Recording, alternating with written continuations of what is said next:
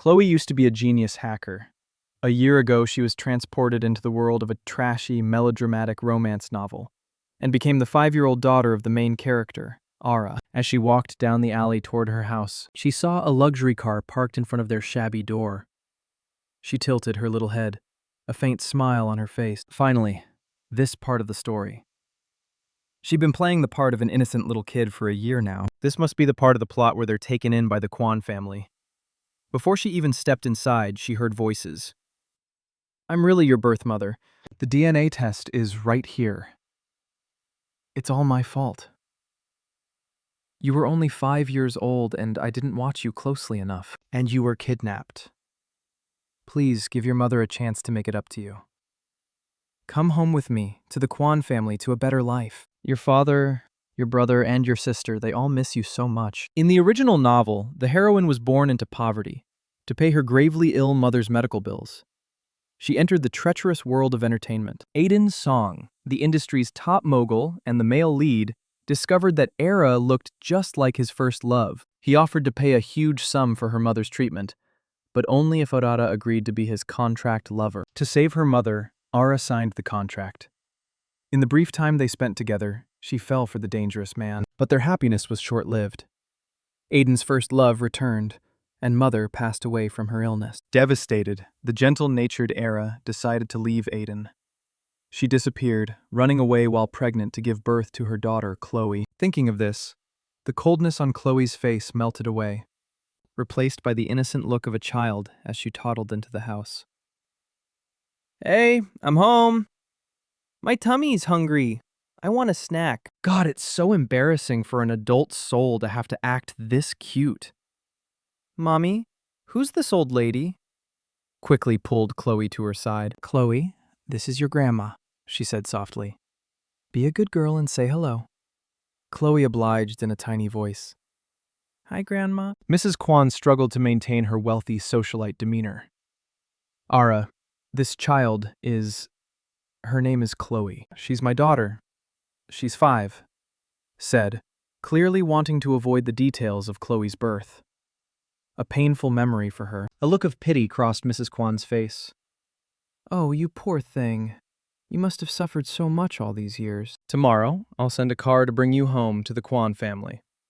No one will ever bully you again." She looked at Era and Chloe with the perfect expression of a loving mother, bringing tears to Era's eyes. Mrs. Kwan patted his hand affectionately. "All right, dear. I'll go make the arrangements. Pack your things tonight. I have to go now. Take care." Ara nodded gently, her eyes full of longing as she walked her birth other to the car. The moment the car door closed, the loving smile on Mrs. Kwan's face vanished. "Mommy, are we really going to Grandma's house? She seems kind of mean," Chloe said, trying to find a way to warn her mother that the Kwan family was a snake pit. Ara smiled. "Chloe, she's my mother. I want to go back and be with her and my family." Chloe tried a different approach. "Mommy, is Grandma's family really rich?" "Very rich. They're quite well known in Vidya," said with a sigh. She never imagined that the Kwan family she sometimes saw on TV was her own. Chloe tilted her cute little head, finding confusion. "Mommy, if Grandma's family is so rich, why didn't they find us sooner? I'm already 5, and she's only just showing up now." Air just stroked Chloe's head, a saintly, gentle glow in her eyes. "Chloe, she's my mother. What mother would ever harm her own child?" Chloe was speechless. A frustrated sigh caught in her chest. "Mom, with that trusting personality of yours, you'd walk right into any trap someone sets. No wonder you get treated so horribly in the novel." In the original story, Mrs. Kwan pretended to want Ara back in the family, but she was really planning to marry her off to a greasy middle-aged tycoon for business. The naive Ara fell for it and was forced to marry the man who was in his 40s. She was quickly tormented to death, and her young daughter Chloe starved to death.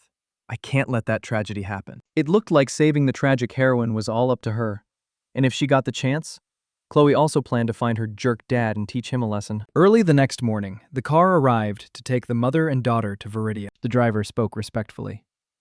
"Miss, feel free to get some rest. It'll be several hours before we arrive in Vidya, Chloe asked with a sad little pout. Mr. Driver, do Grandma and the others really like me and Mommy? The driver paused for a second, remembering Mrs. Kwan's instructions, then nodded quickly. Of course. You're her daughter. She was so happy to find her long-lost child. The whole Kwan family is excited to welcome you back. Chloe pouted her lips.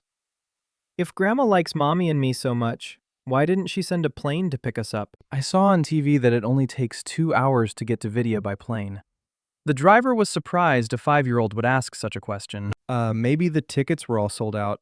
Flights to Vidya are very popular. Oh, I see, Chloe said, glancing at her mother. I've dropped all the hints I can. Surely you have to realize something is wrong now, Mom. After a long journey, they finally arrived in Vidya. A servant led in Chloe into the dining room. Oh, Mrs. Kwan exclaimed with delight, taking hand. She pretended not to see the 5-year-old baggage. Chloe, just shrugged, giving Mrs. Kwan space to play the loving mother. She toddled over to the Kwan family's eldest son, Ethan, raised her little arms and chirped, Hi, Uncle. Chloe remembered every detail from the novel. The Kwan family was full of bad people, and the only decent one was this uncle of hers, Ethan. Plus, he was going to become a billionaire CEO, super rich. She had to get on his good side. Ethan looked down at her big, watery eyes, so cute and endearing, reminding him of someone. A soft spot in his heart was touched, and he bent down to lift Chloe onto his lap. What's your name? Chloe blinked her big eyes and answered sweetly, My name is Chloe. You can call me your first love. Her adorable, bright voice made Ethan smile. You're only a few years old, and you already know about first loves?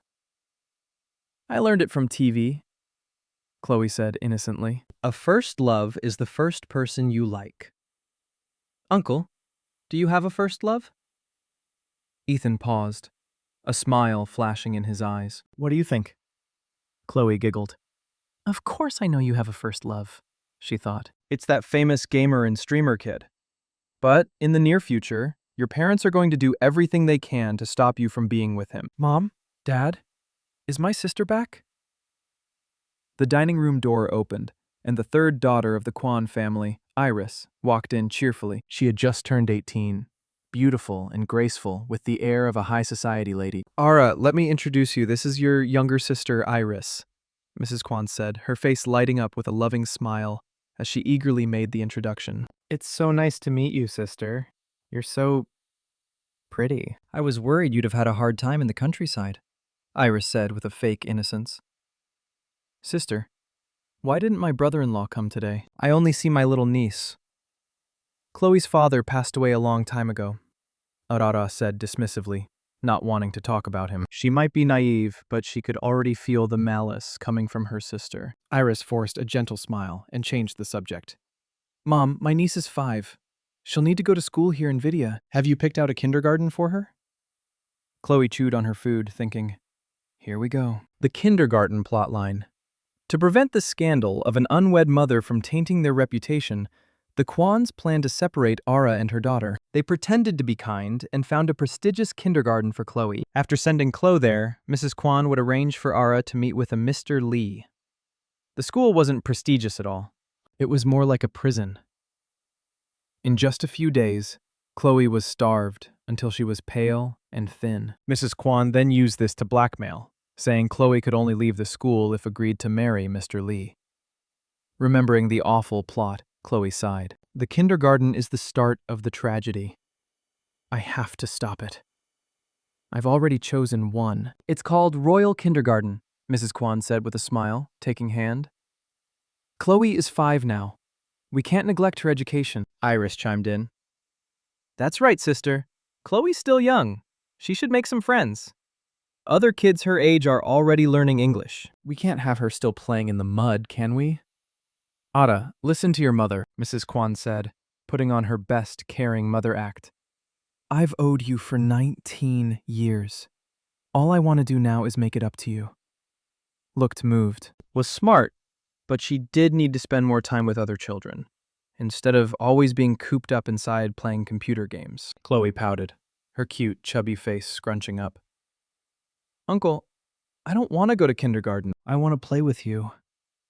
A seed of doubt was planted in Ethan's mind. He knew his parents were business-minded people who valued profit above all else. His mother, Mrs. Kwan, especially looked down on women she considered immoral. His sister had been missing for 19 years, and he'd never once heard his mother mention looking for her. But now, she was acting all warm and caring. It was too strange. He usually stayed out of family matters, but this time it seemed he needed to investigate.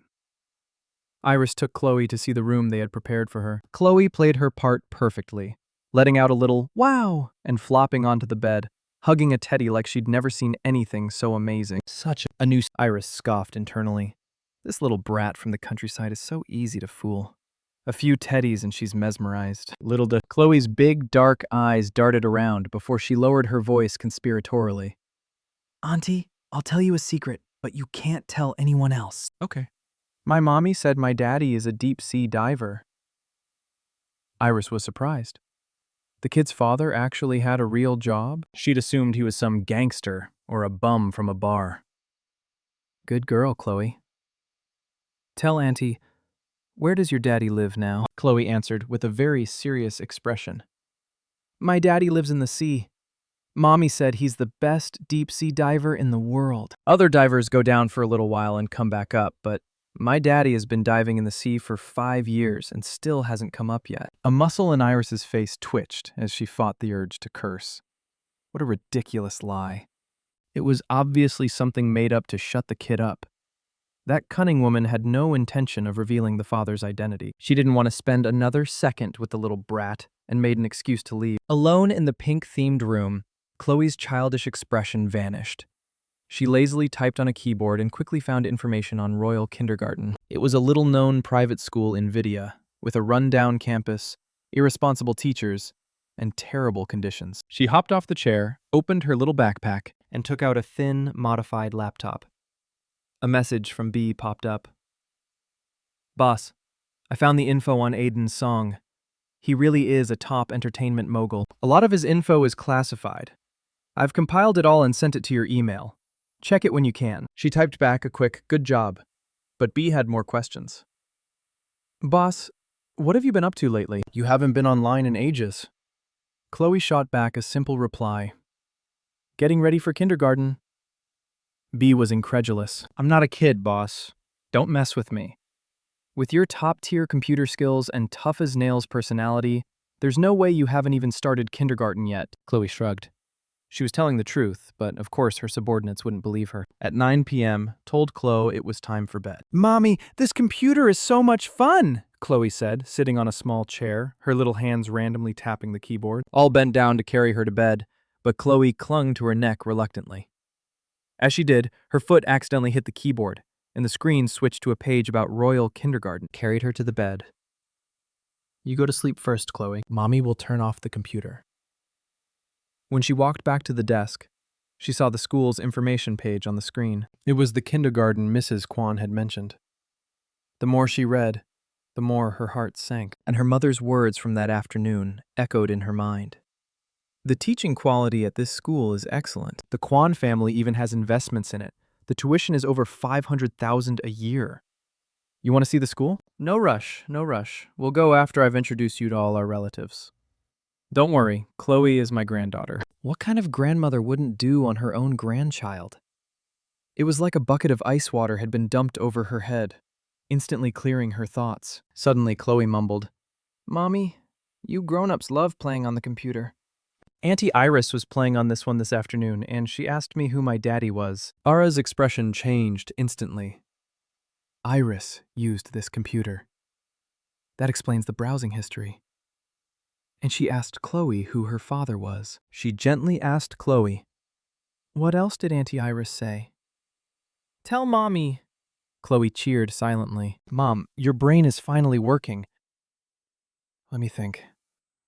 Auntie also called me a little bastard and said my being here would ruin the Kwan family's plans. Chloe tilted her head, her face a mask of innocence. Mommy, what's a bastard? Is it something you can eat? Chloe was an expert at adding fuel to the fire. A 5-year-old wouldn't lie, right? As expected, the gentleness on Era's face slowly faded. Chloe, you go to sleep now. Mommy won't let anyone hurt you. Okay, Mommy, you should sleep early too, Chloe said, lifting her chin to give a peck on the cheek. Meanwhile, Mrs. Kwan was on the phone with Mr. Lee. My eldest daughter just came back to the country. I sent you her picture. What do you think? Mr. Lee roared with laughter. I like her very much. Mrs. Kwan, I want to marry your eldest daughter. Don't you worry. We'll be family soon, and I'll be sure to help you out in business. The Lee family's company was well known in Viridia. If they could form an alliance with them, the Kwan family's business would soar. The thought excited Mrs. Kwan. Then I'll arrange for you two to meet tomorrow. We'll be one big happy family. After hanging up, her eyes gleamed with excitement. Iris tilted her head, holding a teacup. That's more like it. Mr. Lee is old, ugly, fat, and a pervert. Since my sister is already a mother, she's a perfect match for him. With the marriage alliance almost secured, Mrs. Kwan was in a good mood. Iris, you're at the right age too. You should start thinking about marriage. I've been looking around lately, and the Chung family in Vidya seems like a good choice. Mom, I don't want to marry into the Chung family, Iris pouted. If I have to choose, I'll choose Aiden Song. He's an entertainment mogul with $1 billion fortune. And most importantly, he's single and handsome. Mrs. Kwan nodded. She had heard of Mr. Song's reputation. He was indeed a very desirable marriage prospect. She would have to find a way for them to meet and get to know each other. The next morning, Mrs. Kwan instructed. Today, I'll take Chloe to see the kindergarten. You can go with your father to the company and get to know our family business. Ara sat at the dining table, distracted. Mom, I'll go with Chloe to the kindergarten today. Mrs. Kwan cut her off. Don't you go. Taking Chloe to kindergarten is a small matter. Familiarizing yourself with the company is what's important. Go take a look, and in a while I'll give you a portion of the Kwan family shares. Mom, I happen to be free today. The door opened and Ethan, dressed in sharp, casual clothes, walked in. I can go with Chloe to the kindergarten. He had felt uneasy all night, sensing that something wasn't right. Mrs. Kwan's eyes darted around. She definitely couldn't let Ethan go and see the kindergarten. Just then, a loud crash came from upstairs, followed by Chloe's wailing. Ara's face went pale, and she shot up the stairs without thinking. In the pink princess room, shattered glass littered the floor, and the thick smell of blood filled the air. Poor little Chloe was on the ground, red beads of blood welling up from her white foot as she cried her heart out. Standing next to her was a stunned Iris. Seeing this, almost fainted, her heart leaping into her throat. Chloe, don't be scared. Mommy's taking you to the doctor. What happened? Ethan followed them up and saw the blood on the floor. His gaze turned icy as he questioned his sister. Iris looked helpless. She had just gone to wake Chloe up, but the little girl wouldn't get up, insisting on a hug first. But then a sudden sharp pain shot through her arm and she instinctively let go. At the same time, the vase on the bedside table suddenly fell and shattered. Faced with her brother's questioning, Iris was afraid of being misunderstood. I don't know. The vase just fell. Chloe sobbed. Uncle, it's not Auntie's fault. I was just clumsy. All lowered her head. It was probably just an accident. It's my fault for not watching her properly. Ethan's heart sank. There could be glass in her foot. I'll drive you to a nearby hospital. Alar's fingers trembled, her face ashen. Thank you, big brother. After they left, Mrs. Kwan said disapprovingly, Iris, even if you can't stand that little bastard, there will be plenty of chances to deal with her later. Air doesn't fully trust us yet. A stunt like this will not only make her suspicious, but also upset your brother and your father. This time, Iris felt truly wronged. She stomped her foot in frustration. Mom, I didn't do it. It was really an accident this time. I wouldn't go after a little kid. Mrs. Kwan sighed. All right, I'll have someone clean up the room. When your sister gets back, you need to apologize to her and make sure it's sincere. Fine, Iris agreed reluctantly. Meanwhile, Ethan drove them to the hospital. Chloe's foot really hurt. to make her sweet but naive mother see the Kwan family's true colors. She had gone to great lengths. Ethan suddenly asked, "Chloe, tell your uncle, did you really hurt yourself by accident?" Chloe sobbed. "I was just clumsy. It has nothing to do with Auntie." Inside, she was thinking, "Come on, uncle. Ask a few more questions. I can keep this up." Ethan gripped the steering wheel, his voice low. "Chloe, tell me the truth. Don't be afraid. Uncle will stand up for you." In the original novel, the suite was framed by Iris time and time again because Iris was a master at playing the victim. She always managed to fool who would end up taking the fall for her. Now that Chloe was here, she wouldn't let that happen. "I can't say. If I tell, Mommy won't like me anymore. Mommy, I'm not a bastard. Want to be separated from you. I don't want a new daddy. Auntie said I was dirty and she pushed me on the floor." Ara froze, feeling as if all the blood in her body had turned to ice. Chloe cried until her throat was sore. Her acting was incredible. She had never cried in her past life, but today she'd shed a lifetime's worth of tears. Bastard, cramp, new daddy. Those 3 words were enough to paint a clear picture. The Kwan family's welcome was not what it seemed. They looked down on Ara and Chloe and were only putting on an act for some ulterior motive. Ara was trembling with anger. "Big brother, are you in on this with them?" Ethan turned the wheel, guiding the deep blue luxury car into the hospital parking lot. "I won't hurt you." Inside the hospital, a doctor quickly examined Chloe. "You parents need to be more careful. A beautiful child like this.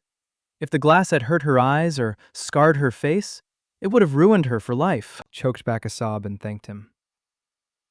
Then she brought up the kindergarten with her brother. "Mrs. Kwan said Royal is the best kindergarten in Vidya, but the information I found says it's the worst. If Chloe hadn't gotten hurt today, she would have been sent there. Your family obviously looks down on me, so why did you bring me back?" And to think she had believed she finally had family she could rely on. Ethan found it hard to believe his family would target a sweet 5-year-old child. "Don't go back to the Kwan house for now. I have plenty of empty rooms in my apartment. You and Chloe can stay there." Ara's eyes dimmed. Okay. She decided that once Chloe's foot was better, she would take her back to their small town. It was peaceful there, free from the scheming of the big city. Suddenly her phone rang. The caller ID read, "Mrs. Kwan?" Ethan was decisive. "Don't burn bridges with my mother yet. The Kwan family has influence in Vidya. If you make enemies of them, it won't be easy for you and Chloe to get away safely." All nodded and answered the phone. On the other end, Mrs. Kwan's anxious voice came through. "Ada, how's Chloe?" "It's all my fault for being careless. I've already had the servants clean the room and lay down carpets everywhere. I promise Chloe won't get hurt again. Such a gentle, caring mother.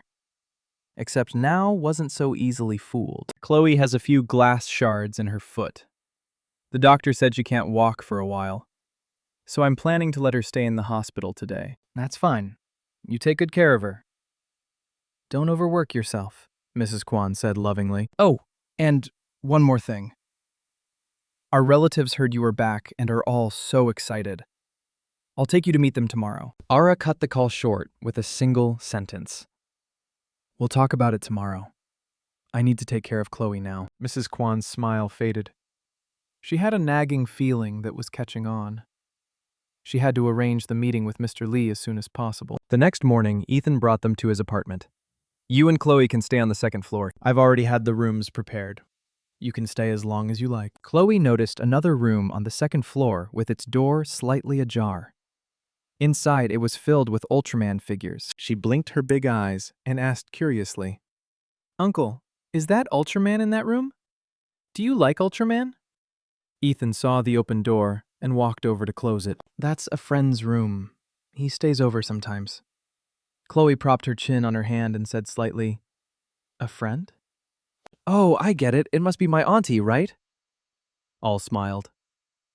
"Chloe, don't talk nonsense." Ethan coughed lightly, neither confirming nor denying it. Of course, Chloe knew this room was for Kid, But in the novel, after the Kwan family found out about their secret relationship, they interfered and caused Kid's death. And so Chloe stayed home to recover while Ethan was busy with work.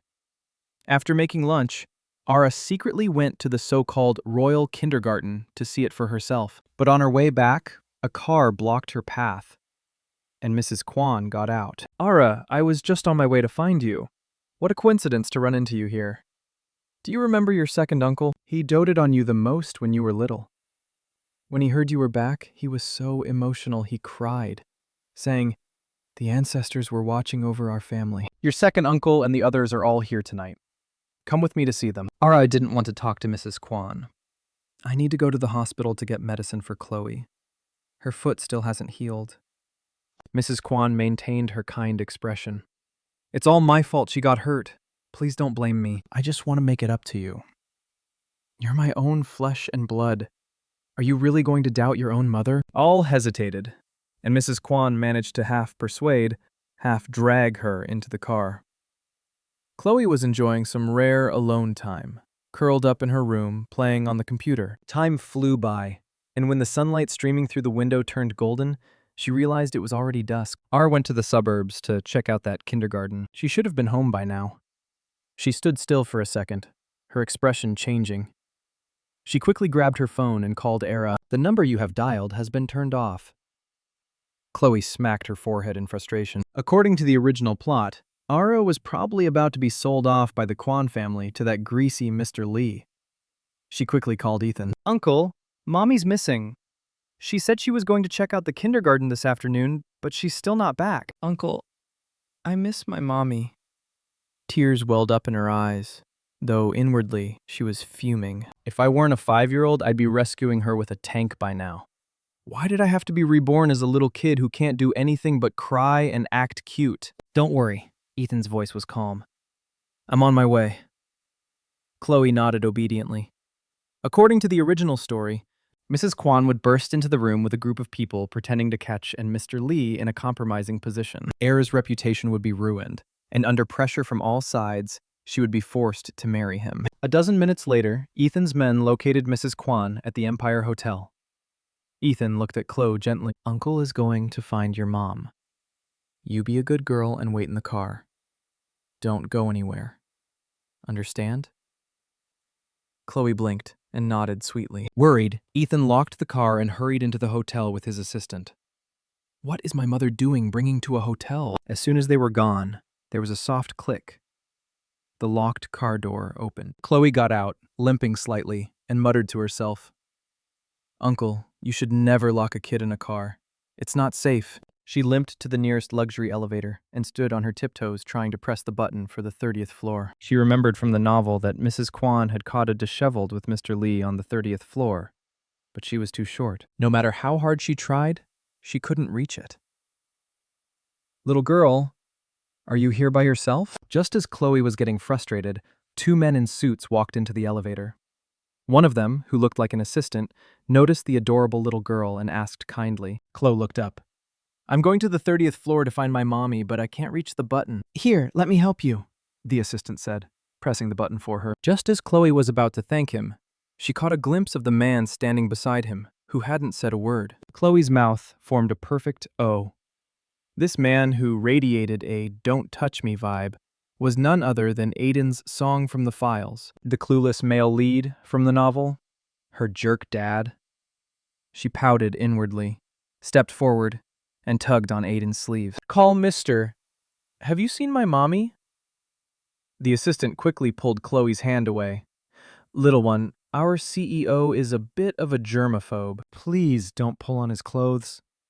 Chloe rolled her eyes. The heroine is sweet but naive, and the male lead is completely clueless. In the novel, Aiden had nearly drowned as a child and was saved by someone. He always believed his savior was the villainous Serafina Cheng, and he doted on her, even hurting Ara for her sake. But in a cruel twist of fate, the one who had actually saved him was Ara. Ding! The elevator arrived at the 20th floor, and Aiden and his assistant got out. Chloe perked up her ears and heard Aiden say, Have a new suit sent up. Chloe ground her teeth. Just you wait, jerk. Dad, I'll deal with you when I have time. The elevator continued up, soon reaching the 30th floor. Chloe limped out, unsure if her uncle had found yet. As she walked, she heard rapid footsteps behind her. Her heart leaped. Is that Uncle? Before she could turn around, a tall shadow fell over her. The man stopped short and looked down at her. Kid, where's your mother? The voice was clear and pleasant, but it wasn't her uncle's. I'm looking for my mommy, but I can't find her. Chloe blinked, and tears instantly welled up in her eyes. The young man's face grew darker. Damn it, he muttered, though it was unclear who he was cursing. Just then, the hotel manager rushed over. Young master, we found it! Mrs. Kwan booked room 319. She's meeting with Mr. Lee from the Lee family today to discuss business.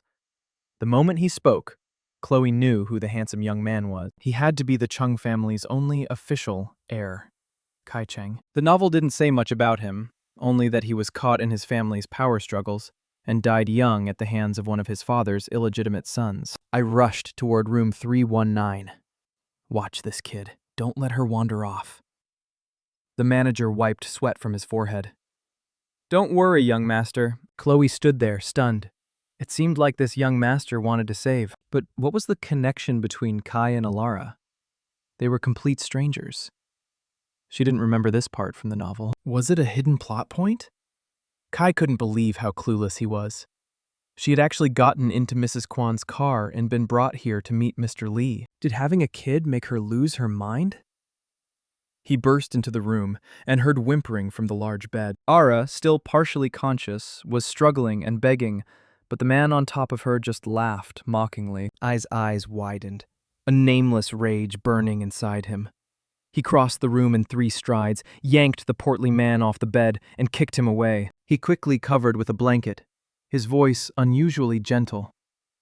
It's okay, you're safe. Nothing happened. Mr. Lee, who had been drinking, started cursing. Who the hell dares to ruin my fun? Pai's voice dropped. You pathetic excuse for a man. Mr. Lee froze, swallowing his curses. This was the young master of the Chung family, someone he couldn't afford to offend. He tried to explain. Young Master Chung, this is my fiancé. It's all a misunderstanding. Mommy, I finally found you. Chloe limped into the room. Seeing that her mother's clothes were mostly intact, she breathed a sigh of relief. Thank goodness nothing serious happened. She held out her arms, looking pitiful. Mommy, I'm hungry. The sweet, childish voice was like a ray of sunshine, chasing away the darkness in Ara's world. Her child was her hope. Ara quickly wiped her tears. It's okay, Chloe. Mommy will take you to get something to eat soon. She couldn't believe Mrs. Kwan had used family ties to trick her into the car and drug her. Why is Mommy crying? Chloe used her little hands to clumsily wipe away the tears. Is Mommy hungry too? I'll share my snack with you later, so don't cry, Mommy. Mr. Lee's eyes widened in disbelief. You have a child? Mrs. Kwan had told him her eldest daughter was pure and innocent, raised abroad, and knew nothing of the world. All ignored Mr. Lee, and holding Chloe, turned to Kai. Thank you. I'll find a way to repay you. Hai raised an eyebrow, finding her tone unfamiliar. You don't remember me? Before he could finish, a commotion of footsteps sounded from outside. Mrs. Kwan's angry voice rang out. Ara is just a gold digger who deliberately seduced Mr. Lee. She came from the countryside, so of course she'd try to climb the social ladder when she sees a rich man. How could I stop her? Look, Mr. Leon are still on their date. The rest of her words died in her throat. She was shocked to see that little brat Chloe here. And the young master of the Chung family, why was he here too? Ethan felt a huge weight lift from his shoulders. Ara, you're okay. You scared me, Chloe chirped. Uncle, you're so slow. I found Mommy before you did. I'm awesome, right? Ethan raised an eyebrow. Chloe, didn't I tell you to wait in the car? Chloe just giggled. Kai suddenly ordered the manager. Call the police. There's been an attempted assault here. We have witnesses and evidence. The manager nodded quickly. Yes, young master. Right away. Mr. Lee shouted his innocence. It was Mrs. Kwan who told me she wanted to marry her eldest daughter to me. She's my fiancé. Is that a crime? Chloe suddenly piped up. Mommy, are you engaged to this ugly mister? I don't like him. He looks like a piece of fat, and I don't like fat. Mr. Lee's face contorted with rage. You little brat. Who are you calling fat? Mommy isn't going to find you a new daddy, Allah said, stroking Chloe's face gently. Chloe, be a good girl and go home and wait for Mommy. Okay, Mommy. Come home soon, Chloe said obediently, letting Ethan carry her out. With the 5-year-old gone, the atmosphere in the room grew tense again. Kai resumed his role as the heir of a major corporation. I was inspecting the hotel's infrastructure today when I passed this room and heard a cry for help. I opened the door and discovered this crime in progress. He turned to Mr. Lee. Mr. Lee, you can explain yourself to the police. As for Misa, I suggest she get a blood test. She may have ingested something. Nodded slightly. I'll cooperate. I was forced. Forced? You were willing? Mrs. Kwan shrieked, still trying to maintain her dignified facade. You were the one who told me you wanted to marry a rich man. Don't call the police. This is a family matter. She couldn't let the Kwan family's reputation be ruined. Ara's eyes were red, but her voice was calmer than ever. Mom, do you really see me as your daughter? Was the water you gave me in the car really safe? Why did I feel dizzy and weak after drinking it? You said you were taking me to meet relatives, but you brought me to a strange man's bed. You only brought me back to use me, didn't you? Mr. Lee quickly added, This isn't my fault. Mrs. Kwan said her eldest daughter liked my type. I was set up. When I got to this room, she was already lying on the bed. An older man in the group tried to mediate. Young Master Chun, let's not be hasty with the police. This is all a misunderstanding. Kai said nothing. The old Kwan family elder smiled benevolently. Ara, you are a Kwan. We share the same honor and shame. If this gets out, it will be bad for both the Kwan and Lee families. Why don't we just resolve this quietly? Ara shot back. If you care so much about the family's interests, why don't you marry your own granddaughter to Mr. Lee? The old man's face soured. Mr. Lee was over 40 and ugly. He would never marry his precious granddaughter to such a man. Ara, on the other hand, had a child out of wedlock. A woman who had given birth was worthless. So marrying Mr. Lee was no great loss. Kai looked at trying to see a hint of someone else in her face, but found nothing. Maybe her acting was just that good. Ara was too gentle, not clever or cunning, possessing only a stubbornness that could be called a virtue. Did I get the wrong person? Kai wondered. But the IP address I tracked led straight to house. In this world, only one person has such incredible hacking skills. All crossed her arms. Call the police. Thank you for your help, young Master Chong. A small smile played on Kai's lips. Mrs. Kwan stared at Ara in disbelief, the last shred of her loving mother persona finally torn away. You are a Kwan. You have Kwan blood in your veins.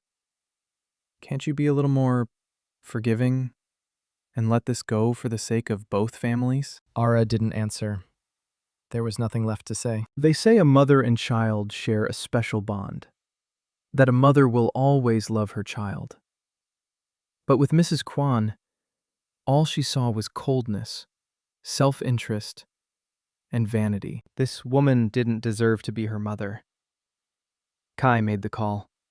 No one dared to stop him. Ara and Ethan didn't return until late that night. Chloe was already asleep. The Kwan and Lee families had pulled some strings behind the scenes. Mr. Lee was charged with attempted assault, which would get him a month in jail at most. Air hung her head. It's fine. I don't have power or influence. I can't fight them. At least now I see the Kwan family for who they are. Chloe's foot is almost healed. I'm going to take her back to our town. It's too dangerous here. I don't want her to get hurt. Ethan shook his head. Ara, your house in town. The Kwan family already sold it. What? It's my house. How could they be so cruel? Ara was stunned, her hands clenching into fists. They had gone too far. Ethan took a sip of tea. Ara, you and Chloe should stay with me for now. I'll have people protect you. Once things quiet down, I'll help you find a way to leave. Ara asked softly. Brother, why is your relationship with the family so strained? It was something she had been wondering. Ethan was the eldest son, yet he had consistently sided with her. Ethan raised an eyebrow. They're dirty. I don't like it. My father only cares about profit. My mother has a lover on the side. And my sister, Iris, is a schemer who loves to play the victim. A bright smile spread across Chloe's face. They sold my house, and the guy only got a month in jail. I'm not going to let you get away with this. Meanwhile, the Kwan family was in chaos. We never should have brought her back. Mrs. Kwan glanced at her hypocritical husband, her still beautiful face filled with disdain. I was the one who suggested bringing back, but you didn't object. Now that the plan has failed, you're blaming me. Besides, the Lee family was never the best choice for an alliance. We could try for the Song family. Iris is interested in Aiden's song, after all. Mr. Kwan's interest was piqued. Mr. Song? How is that possible? Just then the butler rushed in. Madam Sir, bad news. The internet is suddenly flooded with scandals about the Lee group. It's being reported that Mr. Lee has been arrested for 18 crimes, including bribery, embezzlement, and abuse of power. The couple stared in shock. The Kwan and Lee families had extensive business dealings. If something happened to the Lee family, the Kwan family's business would undoubtedly suffer. Mrs. Kwan was furious. Then why haven't you contacted our people to get these negative stories taken down? The butler wrung his hands, looking helpless. There's too much information. It's impossible to delete it all. Who leaked this? Mrs. Kwan fumed. Mr. Kwan's eyes glinted coldly. It's no use finding the source now. The fact that the TV stations are reporting it means someone powerful is involved. Mrs. Kwan, call a board meeting immediately. We need to cut our ties with the Lee family and distance ourselves completely. Mrs. Kwan found it strange. Mr. Lee had just crossed, and now the Lee family was being hit with a massive scandal. Was someone defending Ara? Impossible. Ara had no background or influence aside from Ethan. It had to be a coincidence. Mr. Lee was probably just too arrogant and made other enemies who decided to strike. Now at the Chang family estate in Vidya, the scent of coffee filled the air. Kai stood with his arms crossed, his handsome eyes narrowed in thought. The high-end computer in front of him was working furiously, trying to trace an IP address. That special informant had appeared again. Shortly after, the internet was flooded with internal documents from the Lee family. After dumping the massive amount of information, the informant vanished. He had tried to track them immediately, but could only briefly pinpoint the area where the IP had appeared. The last time the IP address he tracked was in a small, peaceful town. The same town where Era lived. Was it her again? Kai couldn't figure it out. An image of Era appeared in his mind. A slender, gentle, fragile woman. No matter how he looked at her, he couldn't see the cunning shadow of the other person. Was her acting just that good? That person wasn't just a top hacker. They were also a master of disguise. Before he was transmigrated, he had tracked them for years, always believing they were a man. It was only after a fateful night that Kai was shocked to discover she had been cross-dressing the entire time. He looked down, lost in thought, and took a sip of his cold coffee. Just then, his assistant spoke up. Young master, it seems Kale Chang is making moves again. He might be targeting you. Kai's eyes narrowed. Find some people and teach him a lesson he won't forget. The assistant's face lit up. Ever since the kidnapping years ago, the young master had become a completely different person. Decisive and ruthless, putting all the disobedient members of the clan in their place. He was amazing. I didn't think there'd be a firewall this good in this world. I almost got caught, Chloe said in the small apartment, rubbing her nose. She stretched and closed her laptop. With the Lee family taken down, the Kwan family probably wouldn't dare to try anything for a while. Era would have some peace and quiet. But a few days later, Chloe was sent to an ordinary kindergarten. I need a very cute student to answer. What is 3 plus 2? The student who answers correctly will get a little red flower, the teacher, Ms. Lee, announced. She was the new girl, fair-skinned and adorable, but a little quiet. Let's ask our cutest Chloe to answer the question. What is 3 plus 2? Chloe kept a straight face. I want to grow up so badly. You can do it, Chloe. You'll get it right. Her desk mate, a chubby 5-year-old boy, whispered, pumping his fist in encouragement. I plus 2's a 5, Chloe answered. Ms. Lee's face lit up with an exaggerated expression. That's correct. Chloe is so smart. A little red flower for Chloe. Everyone, let's clap for her. Wow, Chloe, you're so smart, the chubby boy said, his face full of admiration. Every day at kindergarten was torture. Finally, the weekend arrived. Chloe slept in until 10 a.m. Ara had left a note by her bed saying she had an emergency meeting at work and that a babysitter would come to make lunch, reminding Chloe not to wander off. Only little kids wander off. Chloe hopped out of bed and was about to go downstairs when she heard a noise from one of the rooms. She toddled over, pushed open the slightly ajar door, and asked curiously, "Who's in there?"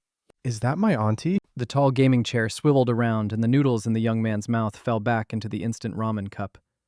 He had curly, light brown hair and looked to be about 17 or 18. He put down the cup and rushed over. Ethan wasn't lying. His niece really is adorable.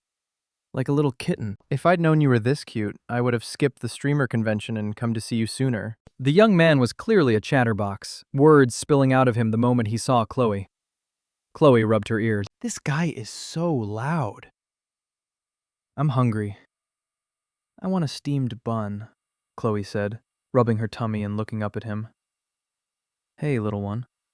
I've got some bread here. Want some? Leo Lin was clearly taken back by the auntie comment. Also, I'm not your auntie. I'm your uncle's friend. Besides, aunties are girls, and I'm a boy. You should call me Big Brother Leo. Got it? Chloe's cheeks puffed out, her big, dark eyes darting around. Big Brother Leo, do you like my uncle? Leo sat back down in his chair. Of course, Ethan's my best friend. I definitely like my best friend, Chloe asked. If you like my uncle, why can't you be my auntie? My teacher at kindergarten said that if two people like each other, they can get married. Leo nearly choked. What is this kid thinking? That's friendship. Pure friendship. Understand, he said after a moment, trying to sound serious. Chloe, there are different kinds of like. My feelings for your uncle are friendship, not love. And don't you dare say this to him. I'm a straight guy. What if he gets the wrong idea? In the original novel, Ethan was a tragic character. He kept his feelings for Leo hidden, never expressing them. Leo suddenly picked Chloe up. Chloe, want to play a game? Chloe's eyes lit up. Yeah! Leo grinned. I'll teach you. Chloe rested her hands on the desk, watching Leo play. This is how you teleport back to base. This is where you buy items. Got it, Chloe? Chloe nodded. Got it. I want to play around. Leo didn't believe her. All right, but don't let your uncle find out. I'll set you up with a bot match first, something easy. Just then, the door creaked open, and Ethan's cool voice drifted in. What are you two doing? Leo slammed the laptop shut, and both of them turned around. Leo immediately rushed over to him. Nothing. Ethan, you're finally back. I have a streamer awards show next Saturday. Will you come shopping with me for a new outfit? Chloe, you should come too. I don't feel right leaving you home alone. Chloe shook her head. No, I'm not going. I'd just be a third wheel. All right then, Ethan said. Be good at home and listen to the babysitter. Chloe watched the two of them from the balcony.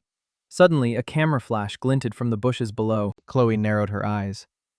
Someone was taking pictures of Ethan and Leo. It seemed the Kwan family was about to find out about Ethan's feelings.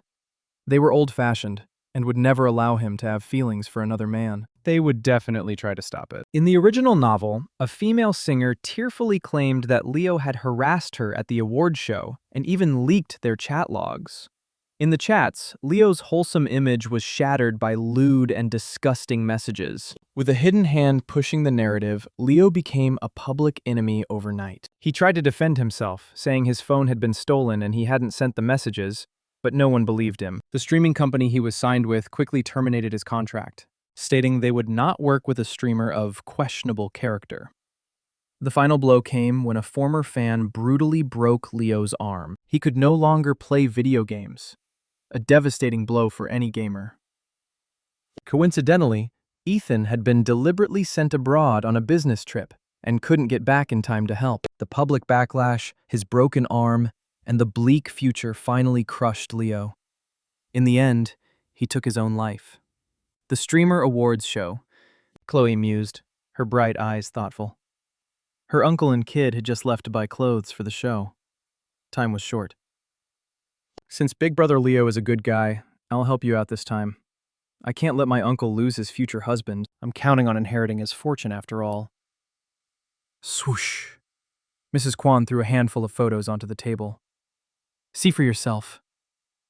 The reason Ethan hasn't been coming home these past few years is because of this Leo Lin. No wonder he never likes any of the beautiful girls we set him up with.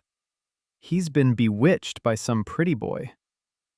Mr. Kwan's face darkened. Whether this is true or not, Ethan doesn't need people like this around him. The Kwan family line cannot end with him. A week later at the airport, Alara said gently, Chloe, Mommy and Uncle are going abroad for a few days on business. You need to listen to your big brother Leo and not wander off, okay? Chloe nodded. I know, Mommy. Come back soon and don't forget to eat on time. Ada was doing well now. She was starting to shine at Ethan's company, slowly becoming a strong, independent woman. No longer the pitiful heroine from the novel, Ethan looked at Leo, a small smile on his lips. If you run into any trouble, call my assistant.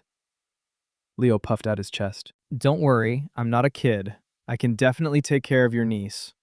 I'm worried you can't take care of yourself, Ethan thought. For some reason, he had a bad feeling about this business trip. Chloe blinked. Don't worry, Uncle. I'll take good care of Big Brother Leo. Ethan smiled faintly, gave a few more instructions, and then left as their flight was about to board. Chloe stood on her tiptoes, waving at Ohm, thinking, I'm off to save Leo. Don't worry. I won't let the tragedy from the novel happen. I promise. Let's go.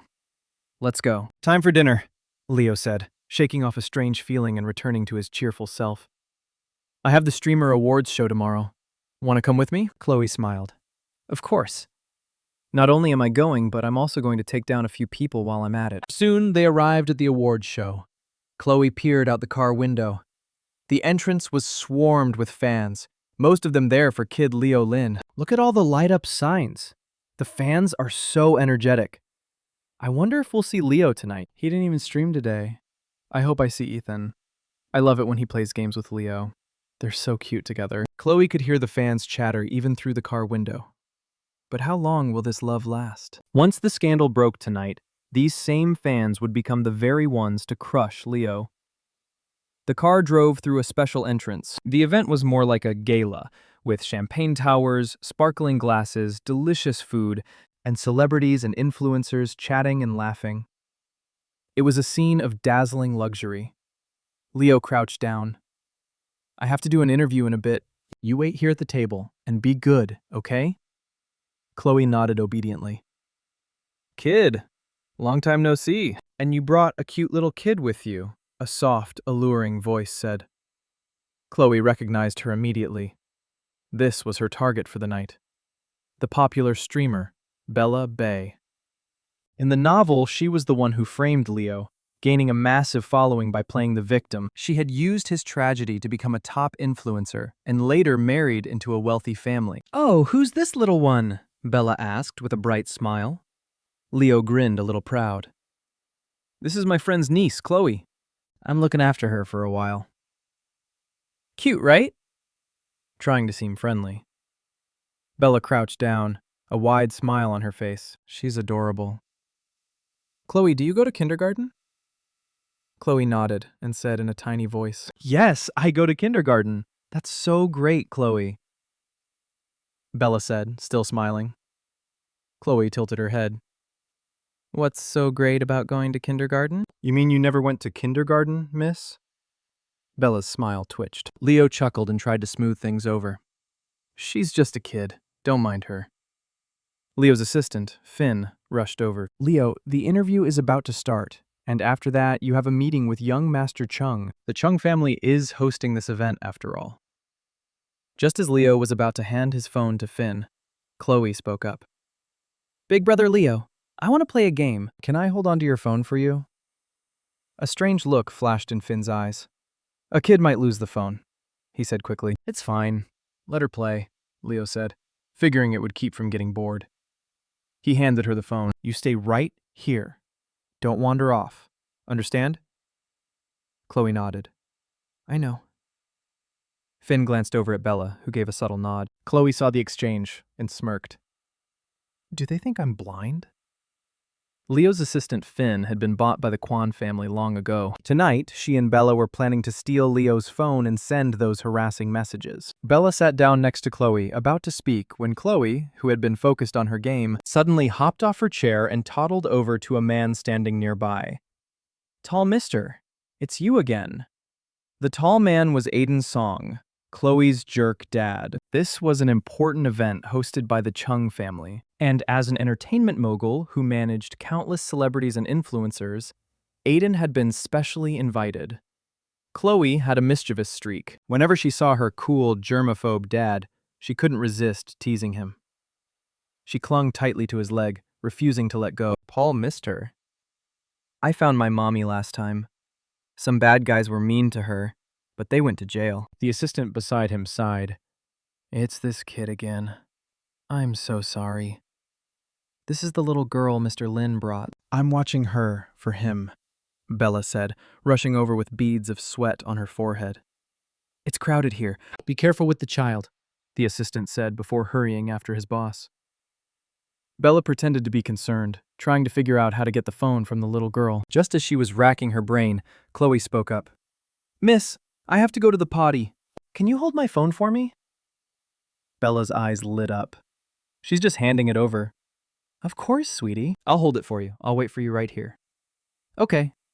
Thank you, Miss Chloe said with an innocent smile, then gathered her pink princess dress and skirted off. By now, Leo should have finished his interview and be resting in the break room. In the novel, his stomach condition had flared up, and he had passed out from the pain, left alone all night. By the time he woke up the next morning, Bella had already posted the evidence of his harassment online. Don't worry, big brother Leo. I'll go get help, Chloe said, her big eyes twinkling. She grinned. Just wait. I'll clear your name. Chloe had a clear goal. She ran toward the private lounge at the very back, the one reserved for the Chung family. Is there a doctor? My big brother is dying. Get a doctor! The luxurious lounge fell silent for a moment, the faint smell of blood hanging in the air. The assistant quickly kicked something into a corner. Kai, moving fast, grabbed a blanket and covered it up. Hi, my big brother Leo passed out from a stomachache, and I can't find anyone to help, Chloe sobbed, tears rolling down her cheeks like little pearls. She smelled the blood in the room but didn't say anything. For Alara's sake, Kai grabbed a towel and patiently wiped his fingers. Kai carried the unconscious Leo out of the lounge and left through the nearest exit. A medical team provided for the event was stationed at the discreet exit, and Kai helped get Leo onto the ambulance. Chloe asked in a sweet but worried tone. Miss, when will my big brother Leo wake up? The nurse was very polite. The initial diagnosis is a stomach ulcer. The patient fainted from the pain. The doctor has already given him a painkiller, so he probably won't wake up until tomorrow. Chloe pointed to a black security camera on the ceiling. Miss, is that on? If there's no camera footage, my big brother's company might think he skipped out and dock his pay. The nurse glanced at the camera and shook her head with a smile. No, sweetie. It's off. This is a private ambulance, and the cameras are always off unless young Master Kai gives permission. Chloe looked at Kai with pleading eyes, hoping he'd turn the camera on. A strange warmth spread through Kai's chest. Turn it on. Chloe's face immediately lit up. Plan successful. Even if you hadn't agreed, I would have found an excuse to get to a computer and hack the surveillance myself. Kai's gaze lingered on the 5-year-old girl. She looked innocent, but she was clearly plotting something. Could this 5-year-old really be her? Meanwhile, Leo's assistant, F.A., slipped over to Bella. Did you send the messages to your number from Leo's phone? Bella handed the phone over. It's done. Is everything arranged on your end? Did Kid notice anything? Fa shrugged, unconcerned. That guy is always so careless.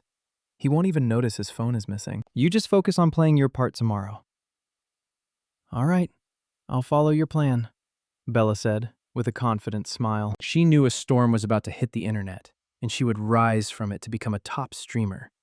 Maybe even marry into a rich family. Leo, you shouldn't have crossed the Kwan family. Don't blame me for this. The next day, a scandal erupted online. It shot to the top of the trending charts, becoming the #1 topic almost instantly. The entire internet was in an uproar over Leo, who was still unconscious in the hospital. Just then, Kai pushed open the door and saw the 5-year-old girl. She was sitting on the sofa, her face worried and her eyes red, her little hands busy dialing a number over and over. Kai, my uncle and mommy aren't answering my calls, and now my big brother Leo is in the hospital. I'm scared. Kai subtly sized up the little girl. Her expression, her movements, her voice. There were no flaws in her act. Kai gently patted Chloe's head. Don't be afraid. They're in another country, so they might be busy. We'll wait for Leo to wake up.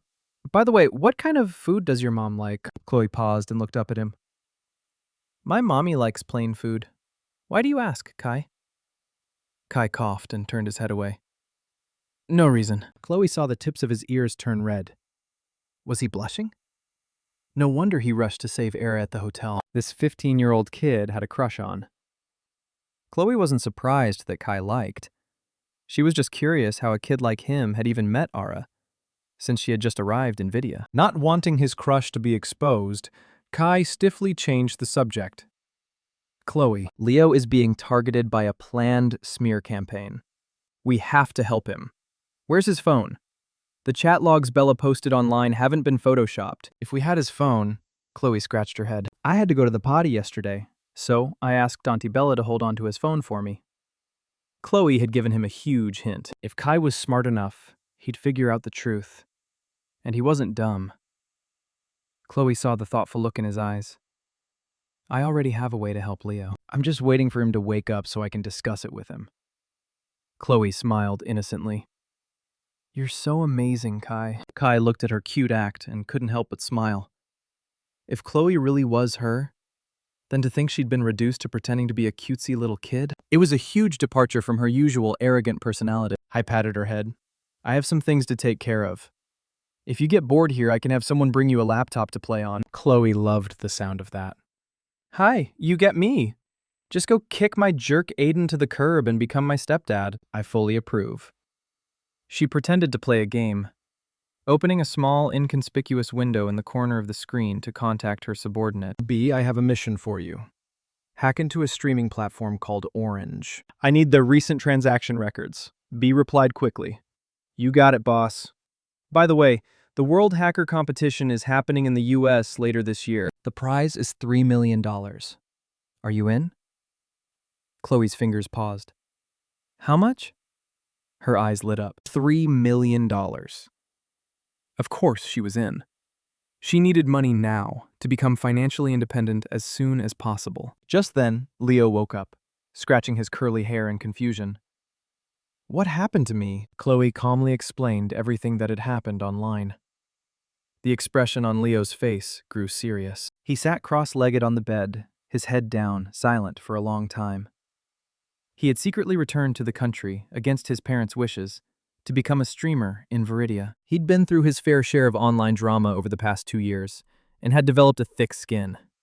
But this time, the accusations were vicious, and came out of nowhere, hitting him like a ton of bricks. I didn't do it, Leo said dejectedly, then hopped off the bed. Those messages weren't from me. Chloe, let me borrow your phone. I need to call the director of Orange Stream. The call connected quickly. Mr. Wang, it's you have the nerve to call me, Mr. Wang yelled. Do you have any idea how much money our company has lost because of your scandal? Our stock has plummeted. Leo swayed on his feet. I didn't send those messages to Bella. My phone was stolen last night, Mr. Wang sneered. Leo, don't blame us for being ruthless. The truth is, you messed with the wrong people. Just wait for the lawsuit. Orange Stream will not tolerate immoral streamers. With that, he hung up. Chloe was worried. "Big brother Leo, are you okay?" Pushing down the pain in his heart, Leo forced a smile. "Chloe, I want to leave the hospital. I'll take you back to Ethan's place first. You have a bleeding ulcer. You can't be discharged yet." I stopped him, his expression stern. "Don't worry. I'm going to sign you. If you agree, you'll be the top gamer at Red Art, streaming under the Chen Corporation." Leo scratched his head, a bitter smile on his face. "Young Master Chen, you can't be serious. I'm a social pariah right now. There's no coming back from this." Kai was calm. "Don't worry, I'll handle it." Back at the Orange Stream building, the boss handed Bella a script. Topics about conflict between men and women get a lot of attention online. Use your story about being harassed by Leo to call for women to stand up for themselves. Just read from the script. Bella smiled sweetly. "Of course. I'll do whatever you say." Suddenly, the door burst open and a secretary rushed in. "Sir, bad news. Red Heart Streaming just posted on their official social media that they're signing Kid." Bella's brow furrowed. "Everyone says the Chung family has a good eye for talent. But are they blind this time? Why would they sign a disgraced streamer?" She had tried everything to get signed by Red Art Streaming, but they had always turned her down. And now, Kid, a washed-up, disgraced streamer, was getting signed by them. The secretary continued. Red Heart also released security footage of KAD collapsing from a severe stomach ulcer and being taken away in an ambulance. The timestamp on the footage matches the time you received the harassing messages from him. Bella panicked. "There's footage. I can't let Leo tell the truth." She couldn't lose the fame and attention she had worked so hard to get. In a countryside estate in America, after 3 straight days of meetings, Ethan was almost completely cut off from the outside world. His hard work finally paid off, and he closed the complex deal. "Big brother, look at the news. Something happened to Leo." Ara rushed over, handing him her phone. Ethan's heart sank. "We're going back to Vidya now." "Big brother, I'm coming with you." Even before he left for America, Ethan had a strange feeling about the trip. Now seeing the news, he finally understood. It was all a setup by his parents. They had deliberately sent him away so they could target the innocent Leo. They bought tickets and flew back immediately. "Leo, are you okay?" "Let me see." Leo grinned, a wide smile on his face. "Don't worry, I'm great. Eating well, feeling strong." Ara checked the time. "Big brother, it's getting late. I should take Chloe home. She has kindergarten tomorrow." Hearing the word kindergarten, Chloe's face fell, but insisted, "You've missed a few days of school. You have to go tomorrow." Chloe felt a massive headache coming on. "Help me." "I'd rather be back in the hospital." While they were out for a walk, a man suddenly jumped out of the bushes, brandishing a knife and lunging at Leo. "You trash streamer! How dare you bully my precious Bella?" The man, Wong Cheng, was 30 years old and unemployed. His favorite was Bella. A crazed smile spread across his face. "You're a gamer, right? Let's see how you play after I destroy your hands." The knife glinted in the light. Before Leo could react, Ethan yanked him out of the way just in time. Leo noticed a shallow cut on Ethan's right arm, with beads of red blood trickling out. His handsome face froze and a nameless rage erupted inside him. His curly hair practically stood on end as he grabbed a broom from the doorway and started beating the man with it, his eyes blazing. "You bastard. You hurt my handsome Ethan." "Are you crazy?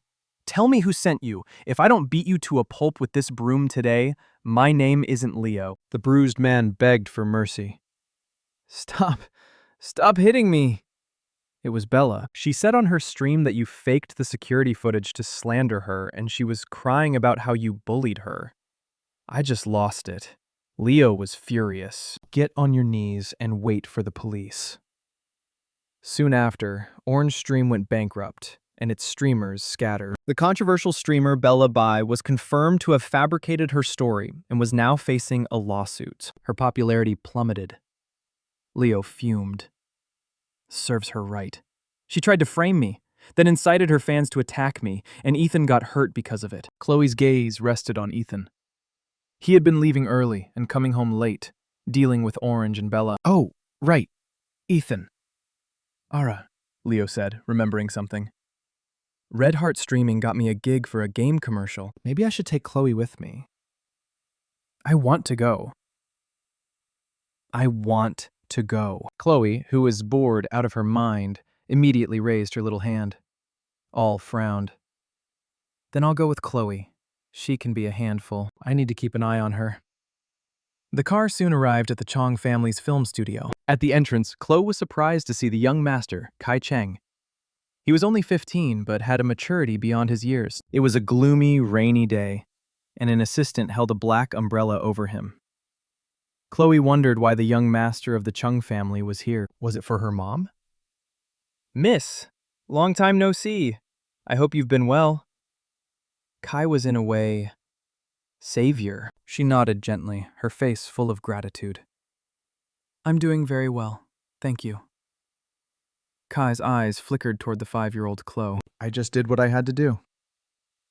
A small smile played on Chloe's lips. See, I knew it. This kid totally has a thing for my mom. Too bad, kid. You'll have to get in line to be my dad. There's already the 2nd, 3rd, and 4th male leads ahead of you. You're number 5 at best. A barely perceptible teasing smile touched Kai's lips. Cream puffs. Does Chloe like them? I bought them especially for you. Cream puffs. My foot. I'm a 20-year-old hacker in spirit. You think I like this sickeningly sweet stuff? But right now, she was just a 5-year-old girl. With mixed feelings, Chloe's face lit up in an innocent, happy expression.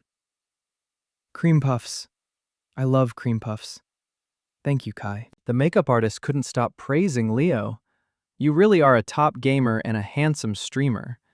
Your looks are flawless. If Director Rivers saw you, he'd definitely cast you in one of his movies. Leo's head shot up. Director Rivers? You mean the Landon Rivers who won the Best New Director award at 20? And directed a film that swept 3 major international awards at 25? The makeup artist's tone was tinged with regret. We hired him to direct this commercial, but he was too busy, so we had to get another director. Chloe. No wonder that name sounds familiar. Landon Rivers, the devoted and tragic 2nd male lead from the original novel. Back then, had entered the entertainment industry under a different name and immediately caught director Landon Rivers' eye. He even created a film, Fallen Petals, with her in mind. All's career took off. With a famous director's support, a stunning debut, and her ethereal beauty, she was on track to become a young, award-winning actress. But then, she met Aidan Song. Just then, a portly figure bustled in. Director Wang looked apologetic. Kid, I have some bad news. The actress you were supposed to film with today, Celeste Cao, said she had another engagement and bailed on us. Today's shoot is... Wait. Oh my god, this lady has such an amazing presence. Director Wang's eyes lit up as if he'd just seen a goddess. Perfect muse. No director could resist casting the right actor when they saw one. He immediately extended an invitation.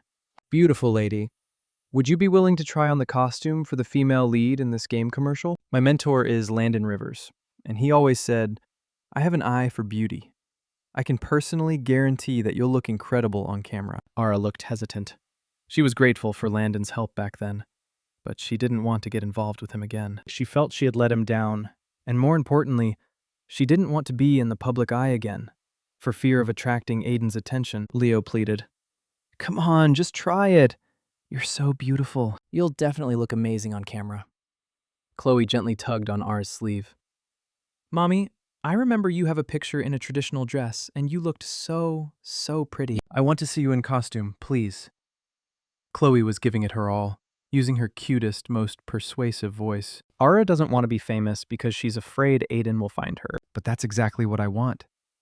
This useless dad hasn't even realized his wife is in the same city after all this time. With your tracking skills, no wonder it took you over a decade to find her in the original novel. Director Wang, being a shrewd man, read the room and added, Miss, if you don't want to show your face, we can just film you from behind. You'd be saving us.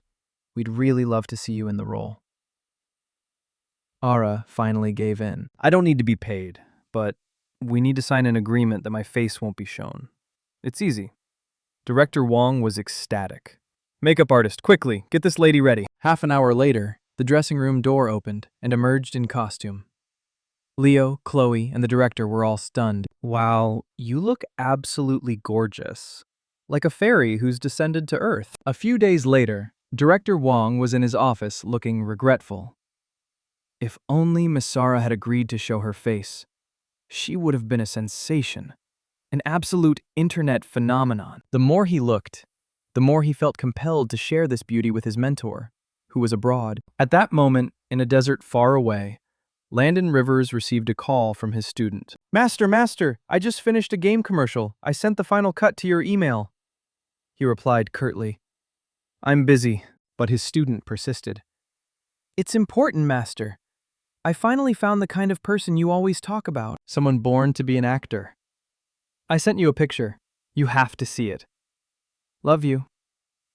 Landon opened his email and saw the back of a beautiful woman. It's her. It has to be her. Landon felt like he was going crazy. He had been looking for her for 5 years, and now she had reappeared in his world like this. At the same time, the commercial Leo starred in was officially released worldwide. As it happened, Aiden's song saw it. It's her. It has to be her. Aiden had never been more certain. In this world, only she had that slender, elegant back. Only she could wear a costume and look like a figure from a painting. Find out who the female lead in the Fantasy Odyssey commercial is, as fast as you can. Aiden's fingertips trembled. He never imagined that she would be Nvidia, and he hadn't had a clue. The assistant reported his findings. Mr. Song, according to the staff on set, the female lead's last name is Kwan. She was there with kids, so they might be friends. This is her current address. Aiden checked his reflection in the car's rearview mirror. His appearance was impeccable, his clothes approachable, his expression unreadable. He was still the perfect man. He had rehearsed what he would say when he saw her again 12 times in his head. The security guard at the gate smiled. Missa, are you heading out? Aiden's head shot up. Time seemed to stand still. The way her hair was tied up, her slender and graceful back, all said softly, yes. Then she got into the passenger seat of a deep blue car, which drove away. Aiden was silent for a moment. Follow that car. After a 20-minute drive, the car stopped in front of a kindergarten.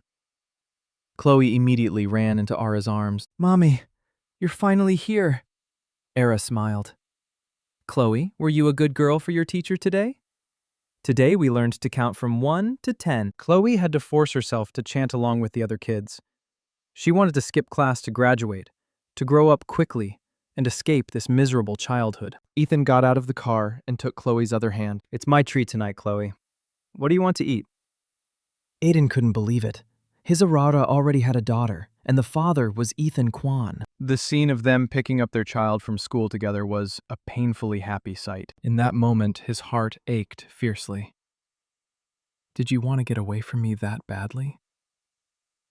Aiden lowered his eyes, his dark gaze swirling with emotion. What happened back then was full of too many coincidences and misunderstandings. He had spent countless moments regretting it.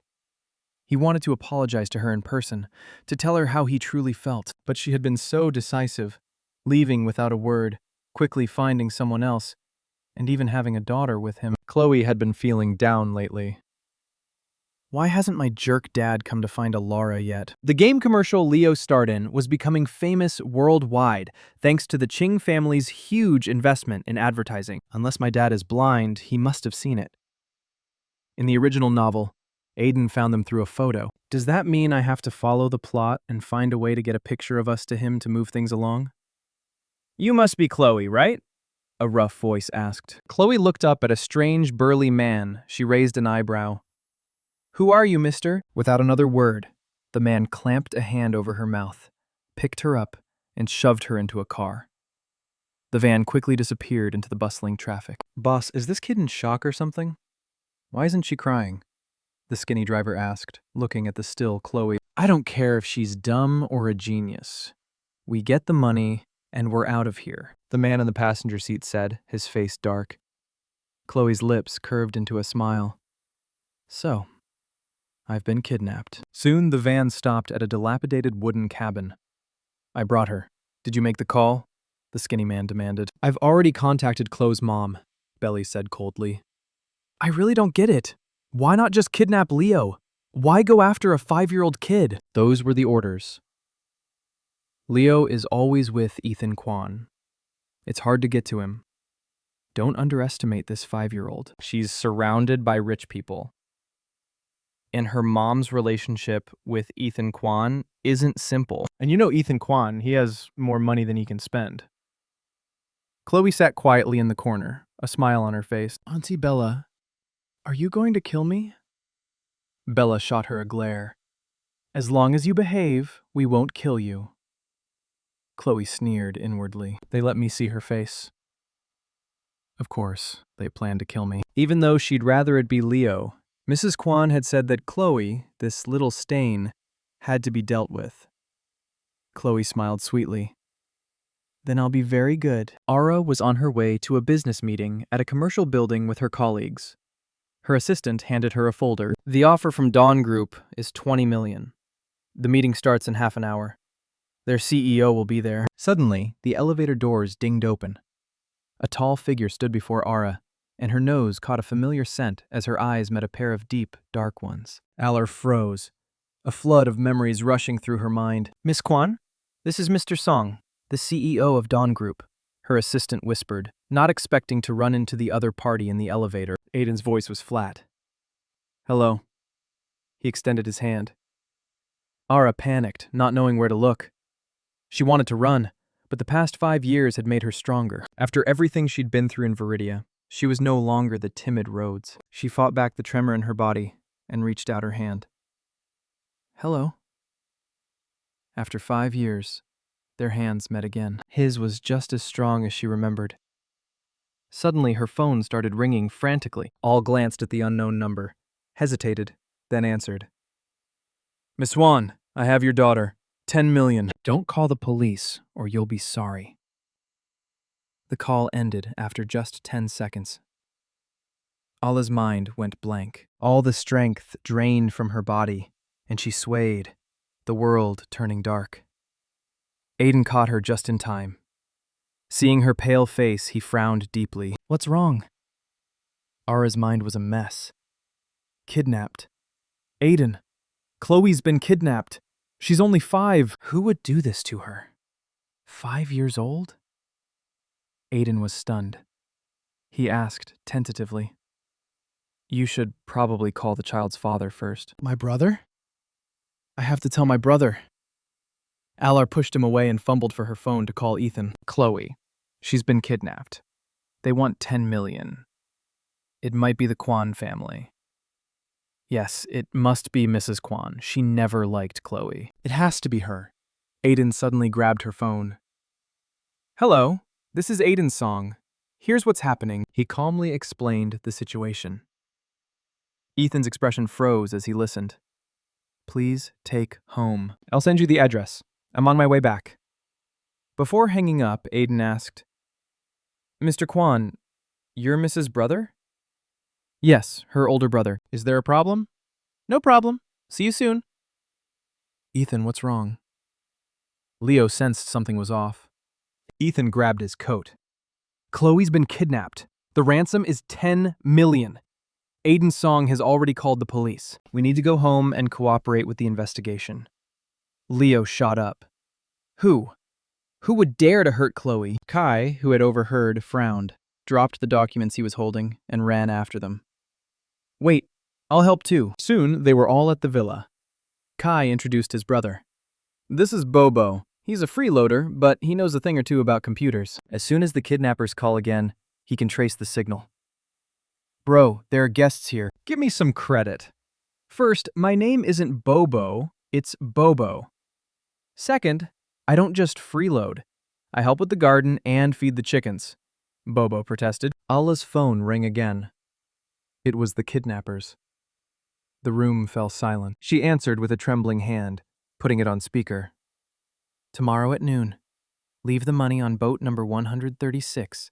at the East Side port. If I find out you've called the police, you know what will happen. Ara sobbed. Chloe, I want to hear Chloe's voice. The kidnapper sneered. Don't even think about it. He hung up. Ethan comforted her in a low voice. Don't worry, Chloe will be fine. Aiden clenched his fists. I should have been the one protecting them all these years. Whoever is behind this, they're going to pay. 10 minutes later, Bobo finished his search and stretched. Found them. They're in the eastern suburbs near Moonlight Bay. There's a large forest there. The kidnappers are hiding in it. Aiden immediately said, I'll send my men to search. Kai added, I'll send my men too. Ethan broke out in a cold sweat. As Chloe's actual uncle, I'm the poorest one here. I don't even have private security. Chloe couldn't sleep because of the mosquitoes. She toddled over to the big burly man. Mister, there are mosquitoes. The man glanced at her impatiently, about to snap, but then he saw her big, sparkling, watery eyes.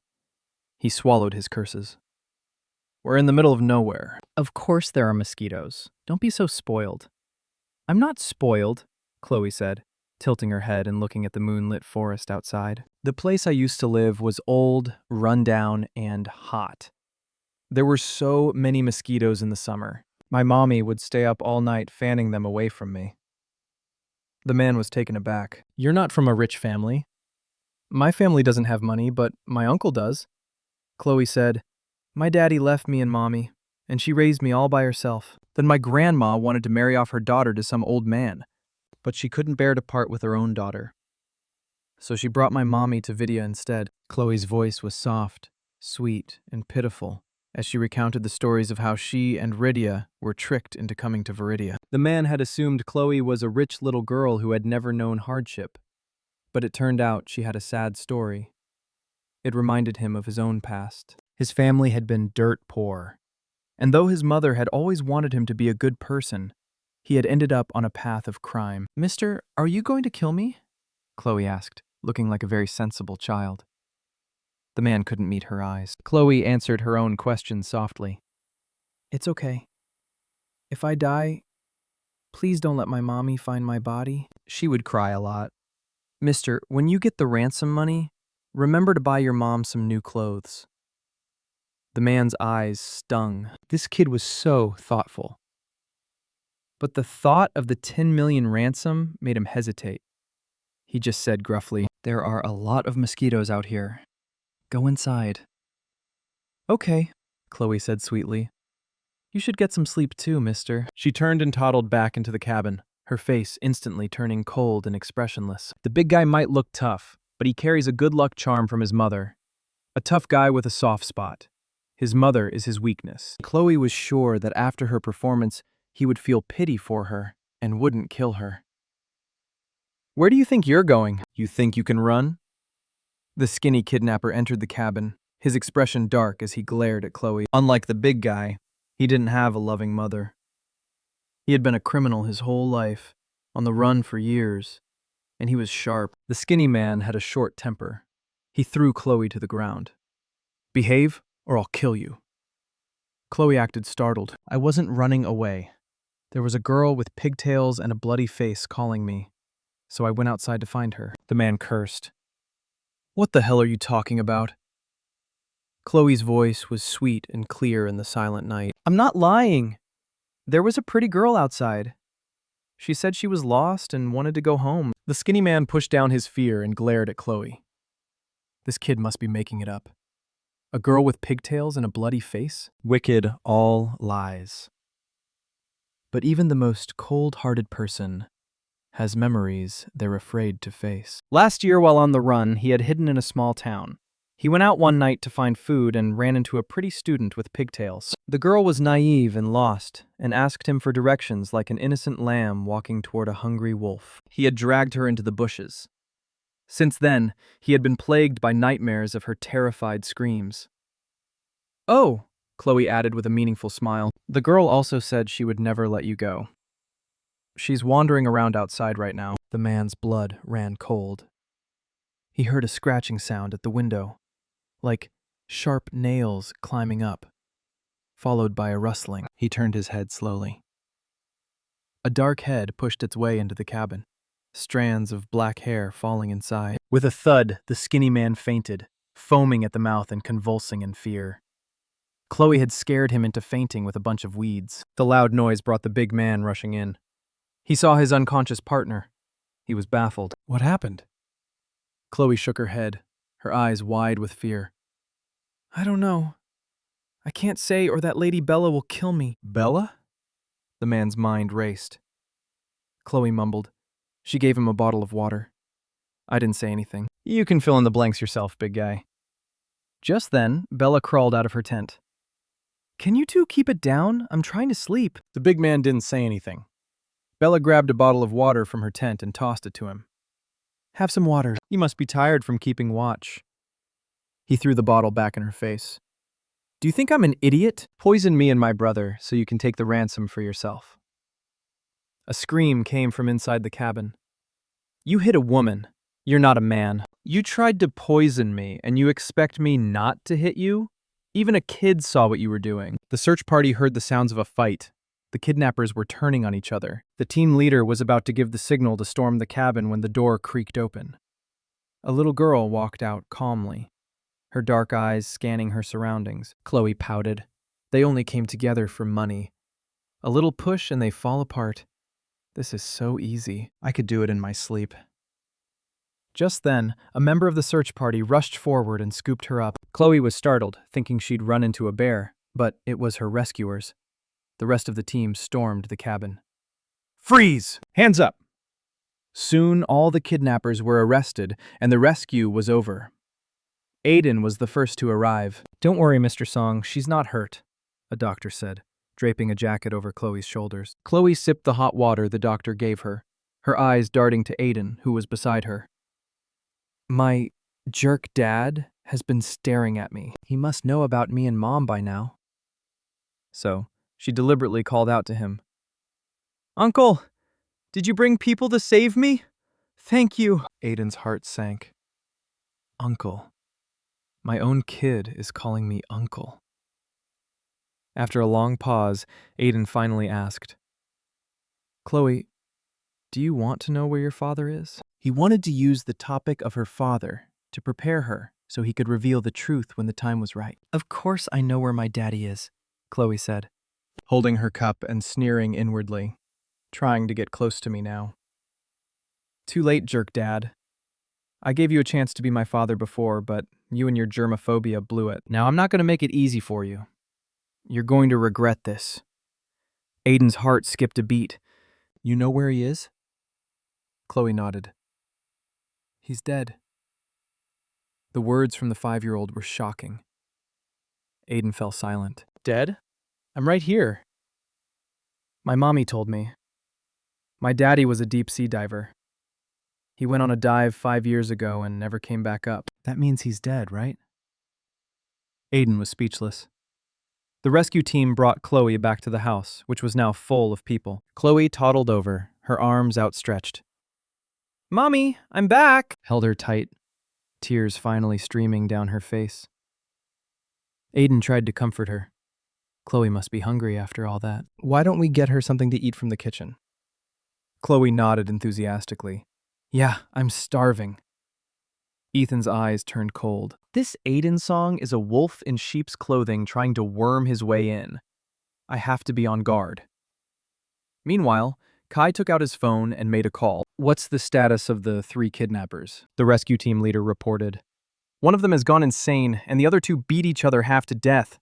It seems they had a dispute over the money, and we just swooped in at the right time. Kai's handsome eyes narrowed. That's more like the Ace of Hearts style.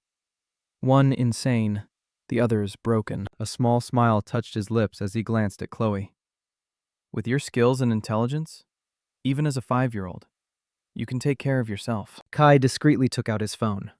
Click. So cute. A completely different person from the cool, cocky, hit-it-and-quit-it little devil Ace of Hearts from my past life. Chloe paused, fighting the urge to roll her eyes. Dude, can you chill? Keep your crush on my mom under control. My actual dad is standing right here. Ara stroked Chloe's face. Let's get you a bath and a change of clothes. Then it's off to bed. You're not going to kindergarten tomorrow.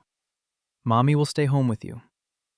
I'm free tomorrow, too. Aiden, who had been watching silently, added in a low voice. Aiden is so concerned about Chloe. Could he know who she is? I don't want the tall mister to stay with me, Chloe said, with a devilish grin. He's a germaphobe. He thinks I'm dirty and doesn't want to play with me. Mommy, you have to wash your hands before you meet with him, or he'll think you're gross too. A little devil lived inside her. Daddy, you ignored me before. Now I'm out of your league. Aiden started to panic. No, my daughter, my wife. Let me explain. Ethan, who had been silent, finally spoke up coldly. Mr. Song, it's getting late. Please leave. He was furious. I'm her brother and you're hitting on my sister right in front of me and insulting my niece. Aiden, being a sharp man, knew he had messed up. It is getting late. I should be going. Ara, remembering something, quickly stood up. I'll walk you out. At the gate, was silent for a moment before saying, Don't think you can take Chloe away from me. The Song family hasn't had a new heir in years. Old Mr. Song has been dreaming of a grandchild. Aiden pursed his lips. I won't. All rubbed her eyes, furious. So, you do think she's dirty? I don't. The high and mighty CEO was in a full-blown panic. Why are women's minds so twisted? If I take her, you say I'm stealing her. If I don't, you say I'm rejecting her. He felt like he was damned if he did, and damned if he didn't. I won't let Chloe leave me. She's my child, All said, wiping her eyes, a determined look on her face. She's my child too. You can't let her grow up without a father. And you can't leave me without a wife. Do you know I've been looking for you for 5 whole years? I didn't cherish you back then. And it wasn't until you left that I realized my whole world had collapsed. Your wife is Serafina Cheng, not me, said flatly. After all, wasn't it her resemblance to his childhood sweetheart that had attracted him in the first place? I don't love her, Aiden tried to explain. He had been such a jerk back then. The misunderstandings between them were as high as the sky and as deep as the sea. Impossible to clear up in just a few words. Ara, let's go home. Chloe wants cake, and I don't know how to cut it. I only know how to cut meat. Aiden flinched. Ara didn't want to talk to Aiden anymore. She gave him a nod, quickly said, Don't come tomorrow, and turned to go back inside. From a second-floor window, Chloe watched the melodramatic scene through a pair of binoculars. She felt no sympathy for her jerk dad. In the original novel, my sweet, naive mom was tormented from beginning to end.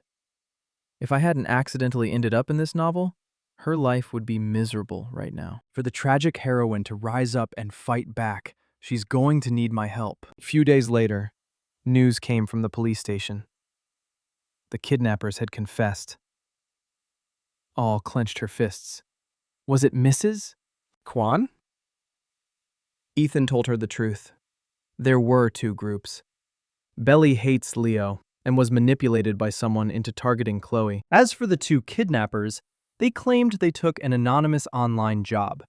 Mysterious person paid them a large sum to kidnap Chloe. The police traced the online ID to an account in the US, but they can't investigate any further. The US? Ara was confused. Chloe and I are just ordinary people. We don't have the power or status to make enemies in America. The words caught in her throat as she thought of someone. On the staircase landing, Chloe pricked up her ears. What? 2 different groups wanted to kidnap me? One was the Kwan family, and the other was a mysterious force from the US. Could it be one of my dad's old flames? That's Serafina Cheng. Serafina Cheng was the main villain of the original novel. A cruel woman who was a master at playing the victim. When the fiancée, Serafina, was supposedly sick in the US, Aiden had found as a stand-in. But when Serafina found out about, she miraculously recovered overnight, returned to the country to rekindle her relationship with Aiden, and secretly drove the pregnant away. Later, when she found out had married Mr. Lee, she still wouldn't leave her alone, claiming she needed a kidney transplant and that was a perfect match. To curry favor with the Chung family, Mr. Lee had one of Ada's kidneys removed. Her chubby little fingers flew across the keyboard. That's not right. The kidnapper's communication IP traces back to Jasmine Manor in the US. The owner, Moli'ah, is a successful young businessman. He has no connection to Serafina, and he definitely has nothing to do with me. Why would a rich American hire someone to kidnap me? Chloe rested her chin. Just as she was about to dig deeper into this, Mr. Meli'ah, her computer screen flashed and a line of text appeared. "See you at the World Hacker Competition." Chloe shot up, her big, dark eyes blinking in surprise. A strong sense of threat washed over her. Someone found me. In the world of this melodramatic novel, there's another hacker as skilled as me. Impossible. Suddenly, a thought struck her. Could it be the man from my past life who hunted me down, but ended up sleeping with me? Did he get transmigrated into this book, too? Chloe wanted to scream. In my past life, I was a menace to society. I had no problem with you hunting me down across the globe. But now, I've turned over a new leaf, and I'm living peacefully as a 5-year-old girl. I'm this innocent, sweet, and adorable child, and you still won't leave me alone. You hired kidnappers to try and kill me. Chloe grounded her teeth, her fingers flying across the keyboard as she typed in a destructive command. Looks like I'll have to go to that competition and meet this bastard in person. In New York City, it was late at night. A sharp smile touched a man's lips. I finally found you, Ace of Hearts. Just as the man was about to get up and retire for the night, the sprinkler system suddenly went haywire, spraying water everywhere. Someone had clearly hacked the garden's automatic watering system. The man shook his head. Still the same vengeful little thing I remember. All knocked on Chloe's door with a tray of lunch. She was worried that being kidnapped at such a young age would leave a lasting psychological scar. Chloe, do you want to meet your father? Ara had been hesitating for a long time. She was afraid to tell Chloe the truth, worried she wouldn't be able to handle it. If you want to meet him, I can take you. The truth would come out eventually. One day, Chloe would find out that Aiden's song was her father. Chloe said, "Seriously, if Mommy still likes Daddy, then I'm willing to meet him. I want the best mommy in the world to be happy, and to have a daddy to protect her when she's in danger. When I grow up, I'll protect you with him too." The Ara in the original novel had such a miserable life. She was so kind. She deserved all the happiness in the world. If Aiden could protect her, Chloe could grudgingly call him Dad. If he couldn't, there were plenty of other men who would want to be her stepdad. Welled up, and she smiled as she stroked her daughter's hair. You're such a good girl, Chloe. Just then, a luxury car pulled up, and Aiden got out holding a Barbie doll. The internet said, 5-year-old girls love these. Chloe will definitely like this gift. Mr. Song, a young voice called out. Aiden turned to see Kai Chang, dressed casually but with a mature air about him. Young Master Chang, who are you here to see? I thought. I'm here to see the 5-year-old girl, of course. But he made an excuse. I'm here to see Miss. I have something to ask her. A bad feeling washed over Aiden. It's broad daylight, and you, a minor, are here to see my wife. I didn't linger. He knocked on the door, and the housekeeper let him in with a smile. Just as Aiden was about to knock, another voice called out, Aiden! The man was Landon Rivers, looking every bit the artist with his long hair. You just don't give up, do you? Landon sneered. Aiden scoffed. Look who's talking. The two were old rivals, always clashing, and it was all because of Ara Rhodes. When Landon first entered the film industry, he was captivated by Ara, and immediately cast her as the lead in his film Fallen Petals. He had planned to make her a star, but then Aiden's song had come along and stolen her away. Ara's adoptive mother was gravely ill and needed a lot of money for treatment, so Ara had agreed to be Aiden's contract lover and gradually faded from the public eye. Such a talented actress, wasted. Landon taunted him. She ran so far to get away from you, and you still have the nerve to show up here. In the living room, Kai gave Chloe a box of pastries he had just bought. Chloe, are they good? He asked with a playful smile. Not at all. No matter how good they are, if you eat them 365 days a year, you'd get sick of them too. I love them, but Mommy says I can't have too many sweets or I'll get cavities, Chloe thought, but on her face, a cute pout. The housekeeper rushed into the room. Mr. Rivers is here to see you? Ara froze for a second, then went to the door. When she opened it, she saw a familiar, slightly more weathered face. After 5 years, only she possessed that effortless grace. Director, please come in, said excited to see him. Aiden, who had been standing by the door like a piece of furniture, wiped a bead of sweat from his brow. Chloe finished her pastry and was playing a video game with Kai, the city's newest release, Fantasy Odyssey. She was happy to play. It was at least better than the matching games, Snake and Barbie dress-up Kai had suggested earlier. Just as she logged in, she heard her mother's voice. Ara was introducing everyone to Landon. Chloe's ears perked up and her eyes widened. Kai beside her also looked up, as if he too remembered the plot of the original novel. Landon Rivers, the devoted second male lead who was a fan favorite, the one who made readers cry and whose popularity surpassed even the male lead. Aiden Song. This is my daughter, Chloe, introduced. She's 5. Hello, mister. I'm Chloe, she said, her eyes curving into crescent on her chubby little face. A daughter. 5-year-old daughter. Landon's mind raced. Could she be Aiden's? The thought made him even angrier. Alara has been raising a child all by herself for 5 years. It must have been so hard. Landon shot a glare at Aiden, then turned to Chloe. It's nice to meet you, Chloe. I came in a hurry today, but I'll bring you a gift next time. What kind of things do you like? Ada interjected. Director, don't spoil her. She doesn't need anything. I want the newest game figures, Chloe said seriously. I hate Barbie dolls. Landon smiled. Okay, I'll remember that. Outside the door, Aiden silently threw the Barbie doll he was holding into the trash. Who said all 5-year-old girls like Barbie dolls? My daughter doesn't.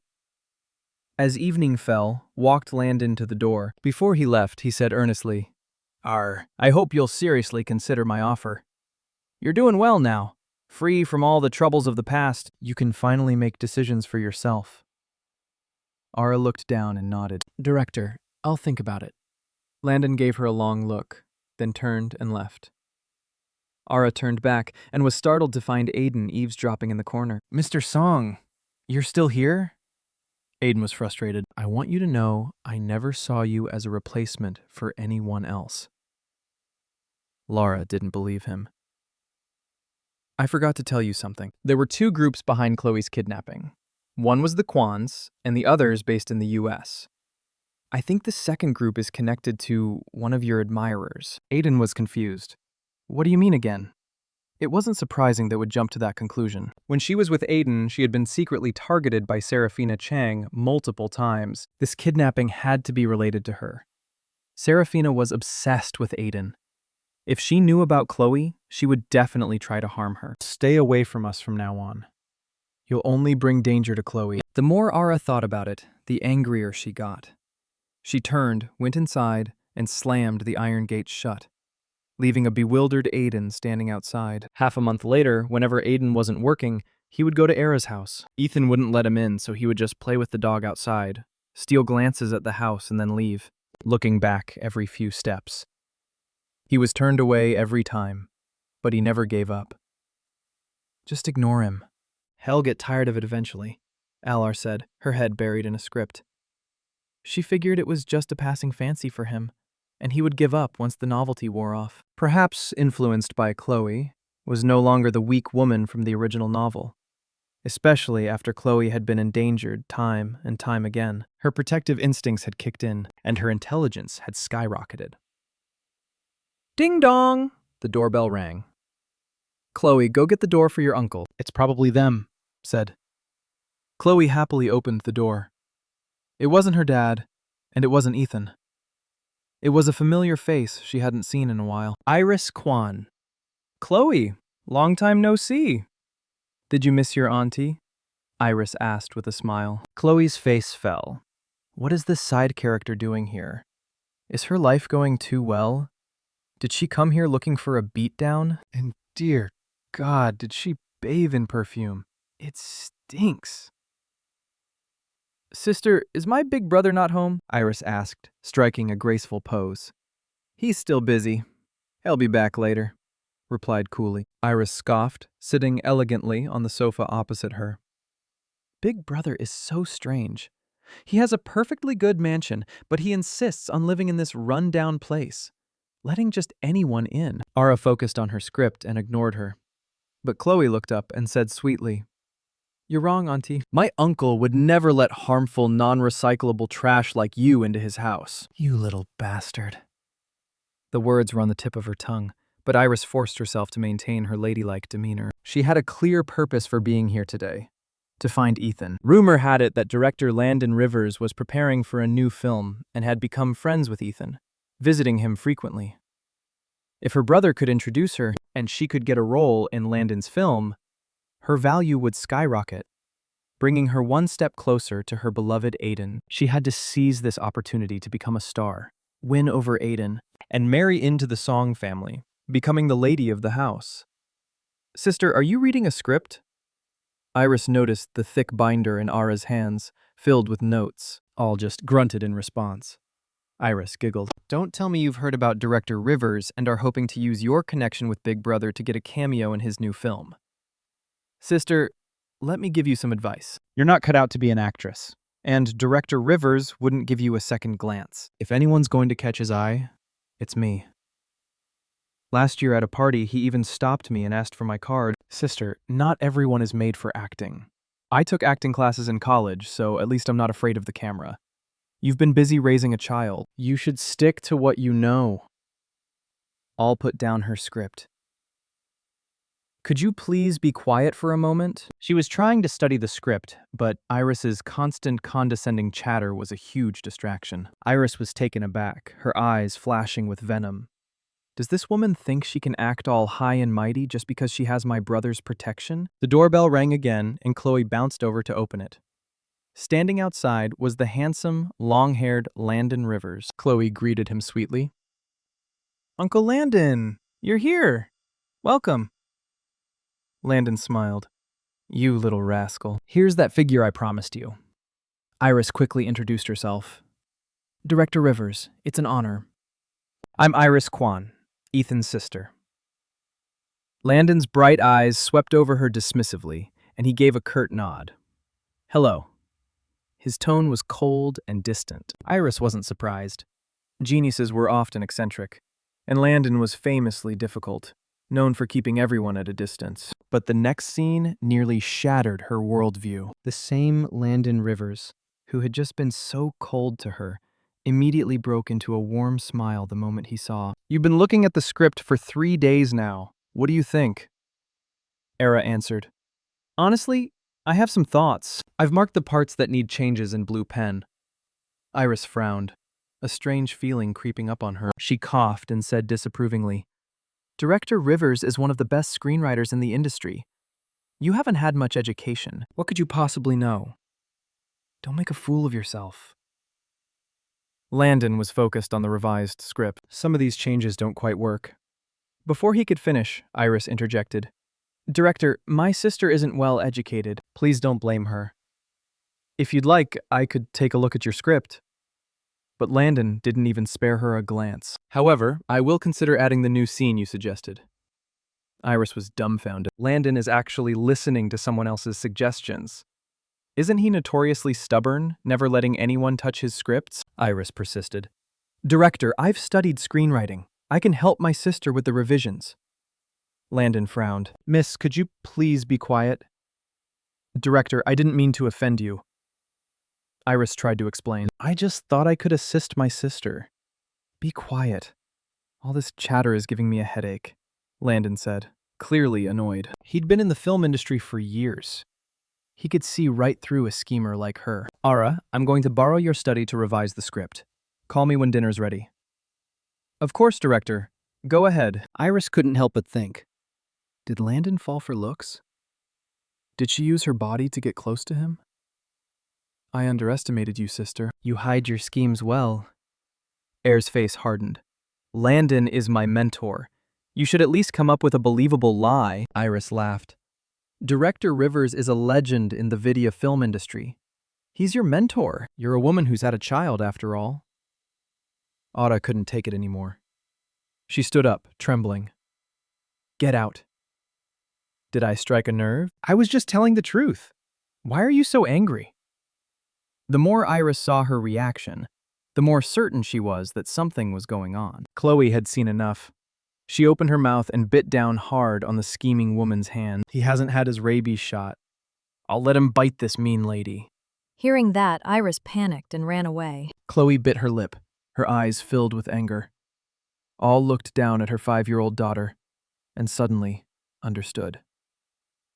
If she continued to be a pushover, the Kwan family would always see her as a weakling they could easily manipulate. She had to stand up for herself to build her own strength and prove them all wrong. Chloe thought, get to work, my dear mother. Stop relying on men. Stop trying to please everyone. Mom, you have to become strong to protect the ones you love. That weekend, tempted by her dad's promises, Chloe happily went with him to see Landon Rivers. Chloe scoffed inwardly. You think I don't know what you're doing? You're just trying to provoke Landon to show off your father-daughter bond and put him in his place.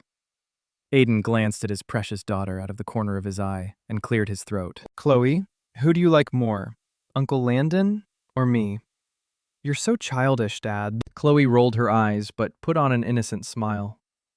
I like both Uncle Landon and Uncle Aiden, but I also like my big brother Kai and my big brother Leo. Aiden was both happy and sad, happy that he had finally surpassed the dog Big Yellow in her affections, and was on par with Landon. Sad that the day he could finally reveal he was her father was still a long way off. In the studio, Landon was yelling at an actor. What is this garbage? I could pull a random beggar off the street with better acting skills than you. Next, his student Wang Fugi said meekly. Master, you've been at this all morning. Why don't you take a break, get some lunch, and continue this afternoon? Let the actors rest and reset. Landon waved his hand dismissively, his temper flaring. No breaks! Bring in the next one! Just then, a sweet voice called out, Hi, Uncle Landon! Chloe beamed. The fatigue on Landon's face vanished, replaced by a kind smile. Well, if it isn't our little Chloe, what brings you here today? His mood changes faster than you can flip a page. The student was stunned. Looking at Chloe as if she were a saint, he quickly added, Chloe must have known her Uncle Landon has been working so hard he hasn't even had lunch. So she came to eat with him, right? Chloe nodded. Okay, I'm hungry. Landon immediately gave an order. Everyone take an hour break. Lunch is on me, and order a deluxe lunch with a kid's meal. Just then, Landon noticed Aiden was also there and frowned. Where did you come from? Aiden scooped Chloe into his arms, his tone slightly boastful. I came with Chloe. It's the weekend. She just finished her homework, so I brought her out for a bit. And to show you how much our father-daughter relationship has improved. Annoying, isn't it? Landon sneered and muttered under his breath. Idiot. Master, lunch is here. Wang Fugi gave Chloe a wink and whispered, Little Chloe, your Uncle Landon doesn't eat much. He's as thin as a rail. You have to make sure he eats more, okay? Chloe nodded obediently and put a piece of braised pork in Landon's bowl. My mommy said that even if you're busy with work, you shouldn't forget to eat or you'll get sick. Food is important. Seeing this, Aiden cleared his throat. Chloe, I'm very busy with work too, and I have stomach problems.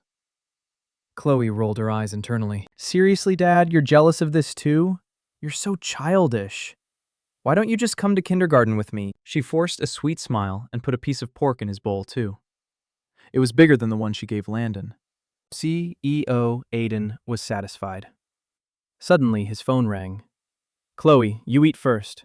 I need to take this call. At the same time, an actor came over to ask Landon a question about the script. Chloe, feeling thirsty, went over to a nearby refrigerator to get some water. The moment she opened the fridge door, she heard the faint sound of a spring mechanism, and a large shadow fell over her.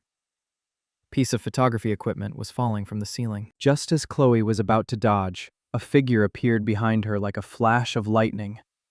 Kid, look out! A voice boomed. Chloe froze as someone tackled her to the ground. There was a loud crash as a 100-pound studio light hit the floor, leaving a small crater and sending shards of glass everywhere. The loud noise startled everyone in the studio. Landon's eyes widened in horror. Zach sat up, grimacing, blood trickling from his forehead. He ignored his own injuries and immediately checked on Chloe. "Little girl, are you okay? Are you hurt anywhere?" Chloe was fine. "I'm okay. Thank you for saving me." Aiden rushed over, his face pale with fear at the sight. He quickly scooped Chloe into his arms. Soon they were at the hospital. A doctor cleaned and bandaged Chloe's minor scrapes on her arms and legs. Zach was in much worse shape, with a cut on his head and his legs slashed by the glass. Even though Chloe insisted she was fine, the overly worried adults wouldn't believe her, especially her dad, Aiden, whose face was dark with self-blame and worry. "Director Rivers, I seem to recall investing $100 million in your studio last year. That should have been enough to buy plenty of new equipment." "Are you suggesting my equipment is old?" Landon scoffed. "Fuji, tell him about our studio's maintenance schedule." Wang Fuji quickly explained. "Mr. Song, all our equipment undergoes a major inspection every 3 days. There's no issue with aging equipment. The light falling today was likely an accident." Chloe glanced at the 3 men in the room. "Uncle Landon is so lucky today. If he had been the one to get me a drink, he might have been the one who got hit." The 5-year-old had already figured it out. She remembered hearing the sound of a spring when she opened the fridge. A trigger. When the fridge opened, the mechanism was activated and the heavy light fell. She couldn't say it directly, but she could drop hints and let the smart adults figure it out. As expected, Chloe's childish comment made the 2 powerful men in the room frown and exchange a look. "You were supposed to be the one to open that fridge. That's my personal fridge. It's where I keep my water, food, and face masks. I'm usually the only one who opens it." They were both stunned. If Zach hadn't shown up, Landon would have been the one to open that fridge, and he could have been the one who got hit. Landon turned to his student. "Don't let anyone touch the scene. Today's auditions are canceled. Call the police and get the security footage. Some bastard has the guts to try and kill me." Aiden quickly covered Chloe's ears. "Landon, watch your mouth. My daughter is right here." Then he rushed to his side. "Someone's trying to kill you. Do you have any suspects?" Landon shook his head. "I've made a lot of enemies. I can't think of anyone specific right now." Aiden sneered. "Pathetic." Landon glared at him. "I have a lot of enemies, and you don't." Chloe fought the urge to roll her eyes. "Are you two really competing over who has more enemies compared to me?" "Ace of Hearts. You're all amateurs. The number of enemies who wanted me dead in my last life could circle the globe 3 times. Just then, rushed in. She was frantic. She hadn't seen her daughter for half a day, and she was already in danger again. Chloe quickly assured her she was fine, that a man had saved her. Aiden, seeing cry, quickly added, "Don't worry, it was just an accident." Landon, catching on immediately, said, It was a sudden problem at the studio. It's my fault for not having the staff do a better equipment check." For once, Aiden and Landon were in agreement. Someone was trying to commit murder. They would handle it discreetly and keep out of it to protect her. Ara wiped her tears, not blaming Landon, but shooting a glare at Aiden. "I haven't had much time to spend with Chloe lately, so I let you take her out. You promised you would take good care of her, and this is what happens." Aiden hung his head. "I was wrong. I don't have experience looking after a child. I'll be more careful in the future. I won't let you worry." R was taken aback. She hadn't expected him to apologize so readily. The powerful head of Song Entertainment admitting he was wrong with such sincerity. It was hard to believe. Aiden picked up a large red apple. "You came in such a hurry, you probably haven't had lunch. I'll have someone bring food. Let me peel an apple for you first." He took a small knife from the fruit basket and began to peel it carefully. Ada was surprised. "I don't remember you ever knowing how to peel an apple." Aiden smiled handsomely. "I learned." He thought must be so touched. To win her and my daughter back, I practiced peeling apples late into the night. It finally paid off. Ara pursed her lips and muttered, "Miss Chang has been sick for years. You must have learned to take care of her. I understand." Aiden was baffled. Do all women think like this? He quickly explained, That's not it. I just started practicing peeling apples half a month ago. I also practice playing with clay, playing video games, and I'm learning to cook. This has nothing to do with Serafina Chang. Landon looked at Aiden like he was a complete Chloe, watching from the sidelines, sighed inwardly. Isn't my dad supposed to be a cool, calculating CEO? Why does he seem more and more like a goofy husky lately? When they learned that Zach Shang had saved her daughter, she immediately took Chloe to thank him. The glass had been removed from his leg, and the wound wasn't deep. He was healthy and would recover in a week or two. He was resting in his hospital bed, a tall, strong man with a pale, weathered face that spoke of years of hard work. Chloe looked at him, and memories of his story from the novel came flooding back. He was a minor character who had a brief moment of fame thanks to his performance in one of Landon's films.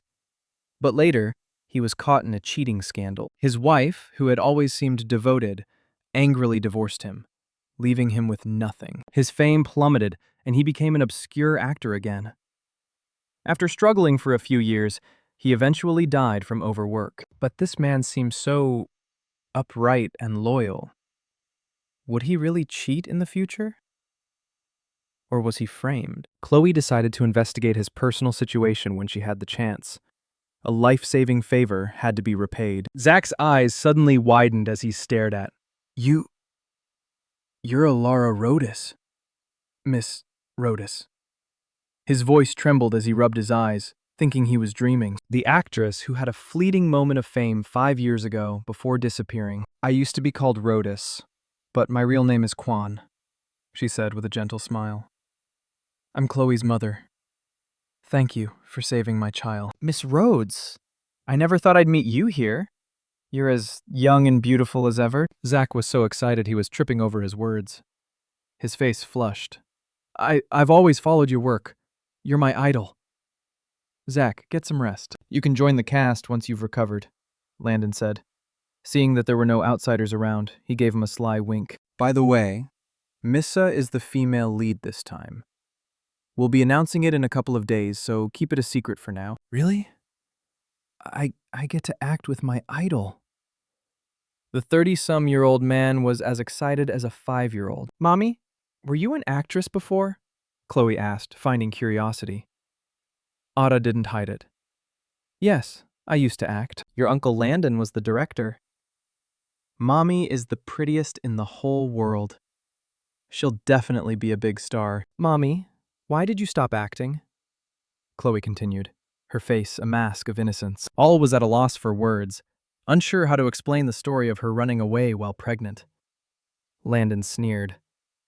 Your mother is a talented actress. She just had bad luck and ran into a certain bastard.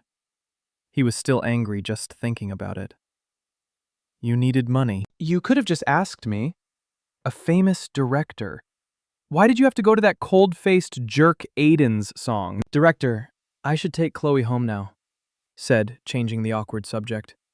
She still has her kindergarten homework to do. She was about to leave the hospital, holding Chloe's soft little hand, when a familiar figure walked toward them. I stopped, seemingly surprised to see Chloe. Miss Kwan, Director Rivers, young Master Chun, good timing, Landon said with a slight nod. My friend Zach is in the hospital. Please make sure he's well taken care of for the next few days. Of course, I have some other matters to attend to. With that, Kai nodded to everyone and strode away. Chloe watched him go, curious. That's weird. Aren't you trying to win my mom over? Why didn't you even look at her today? You definitely saw the scrapes on me, but you didn't ask about them or try to suck up to my mom. She scratched her head, completely baffled by the mind of a 15-year-old boy. An assistant whispered to Kai, Young master. According to the audio from the hospital room security camera, the incident at Director Rivers' studio was deliberate. It seems he was the target and Chloe was just caught in the crossfire. Kai gestured with his finger. Have someone keep an eye on Landon Rivers. Even though Chloe can protect herself, I'm still worried. She's just a 5-year-old kid, not the terrifying woman from my past life who could kill with a single look. There are too many unknowns in this novel. I need to find a way out of here as soon as possible. Aiden and Landon worked together, quickly recovering the security footage and identifying the suspect. An obscure actor named Ryan Zhang, who had been rejected at the audition. But Ryan was cautious, so Landon used the excuse of a second audition to lure him back. Aiden, as usual, showed up at the house with groceries. He had learned his lesson and now brought practical things instead of flowers and jewelry. After checking on and homework, he left for Landon's studio. The housekeeper, Auntie Jiao, commented, "At first, I didn't think Mr. Song would last more than a few days, but it's been over half a month, and he's more dedicated than ever. He was asking me for recipes today. It looks like he wants to learn to cook to impress you." Ara changed the subject. "Auntie, could you please wash the vegetables? I'm going to check if Chloe has finished her homework." She went upstairs, but Chloe wasn't in her room. All wondered if she had snuck out to play again. Meanwhile, Chloe had taken advantage of her dad's distraction and hidden in the trunk of his car. She knew he was going to meet Landon to catch the culprit who had tampered with the light. "I'll go see for myself who has a death wish, trying to pull a stunt like this in broad daylight." The black luxury car drove discreetly to Landon's studio. Just as Aiden opened the door, he heard a soft, sweet voice from the trunk. Uncle Aiden. He opened the trunk, stunned. "Chloe, what are you doing in my trunk? Did you sneak out without your mom knowing? That's very dangerous, you know." Chloe immediately waved her chubby little hands and called out sweetly, "I want to play with Uncle Aiden." The scolding died on Aiden's lips at the sound of her sweet, soft voice. "My precious daughter is so cute, especially when she's trying to be sweet. Don't sneak out again or I'll have your mom spank you, understand?" he said, his voice softening. They went into Landon's studio. Landon came over and, with a few words, coaxed Chloe into the next room. "Chloe, I hear you like to play on the computer. Go play in this room and don't wander off, okay?" It was clear they had important things to discuss and didn't want a 5-year-old around. Chloe didn't protest. "Okay." She happily went into the room with her milk carton. With Chloe gone, the warm smile on Landon's face vanished. "Ryan Zhang, the one who tampered with the light. I tricked him into coming here for an audition half an hour ago and caught him. I showed him the security footage and he confessed. He said he was angry at me and wanted revenge." Aiden sat down, his voice cold. "Impossible. Someone put him up to it." "No kidding. I'm not an idiot like you. Of course I know someone was behind him." Landon frowned, his tone dismissive. "Ryan is an obscure actor with no background and no talent. There's no way he could have pulled off something like this alone. Someone had to have helped him. I suspect Wong Entertainment is behind it. After all, you control 2/3 of the entertainment industry, and they have the rest. Now that you're investing in my new film, which has blockbuster potential, it's not surprising they'd resort to this to protect their market share. I'll look into it." If it really was Wong Entertainment, Aiden thought of his innocent daughter being caught in the crossfire, and his eyes turned dark. It's time for Wong Entertainment to go bankrupt. Soon, Ryan was brought in. He was cursing Landon, calling him a talentless hack. "Zach Zhang is just like me. Why did Landon choose him? What does he have that I don't?" Landon was furious. "Why?" "Because Zach stays in shape, while you're always at bars with yellow teeth. Zach works out, and you can't even memorize your lines. Why would I choose you? You don't have the talent, and instead of working on it, you try to kill me. Go rot in jail." Aiden glanced at Ryan and said in a low voice, "Listen, if you're working for the Wang family, you will pay a terrible price." Ryan's face went pale. He didn't know how he had offended Aiden or why he was working with Landon, but the threat in his voice was real, and it sent a chill down Ryan's spine. In the small room, Chloe listened to her dad's badass declaration through a listening device. "My dad is pretty cool," Chloe thought. "Poor Ryan is probably going to be in jail for a long time, but he's most likely just a pawn. Someone powerful is pulling the strings. Put him up to it." Chloe cracked her knuckles, her chubby fingers flying across the keyboard. She quickly found that $1 million had been deposited into his account from Wong Entertainment. "This company has guts messing with my dad." Chloe stroked her chin. Landon was lucky this time, but Wong Entertainment won't give up. They'll probably go after the director and actors next, and maybe even the innocent.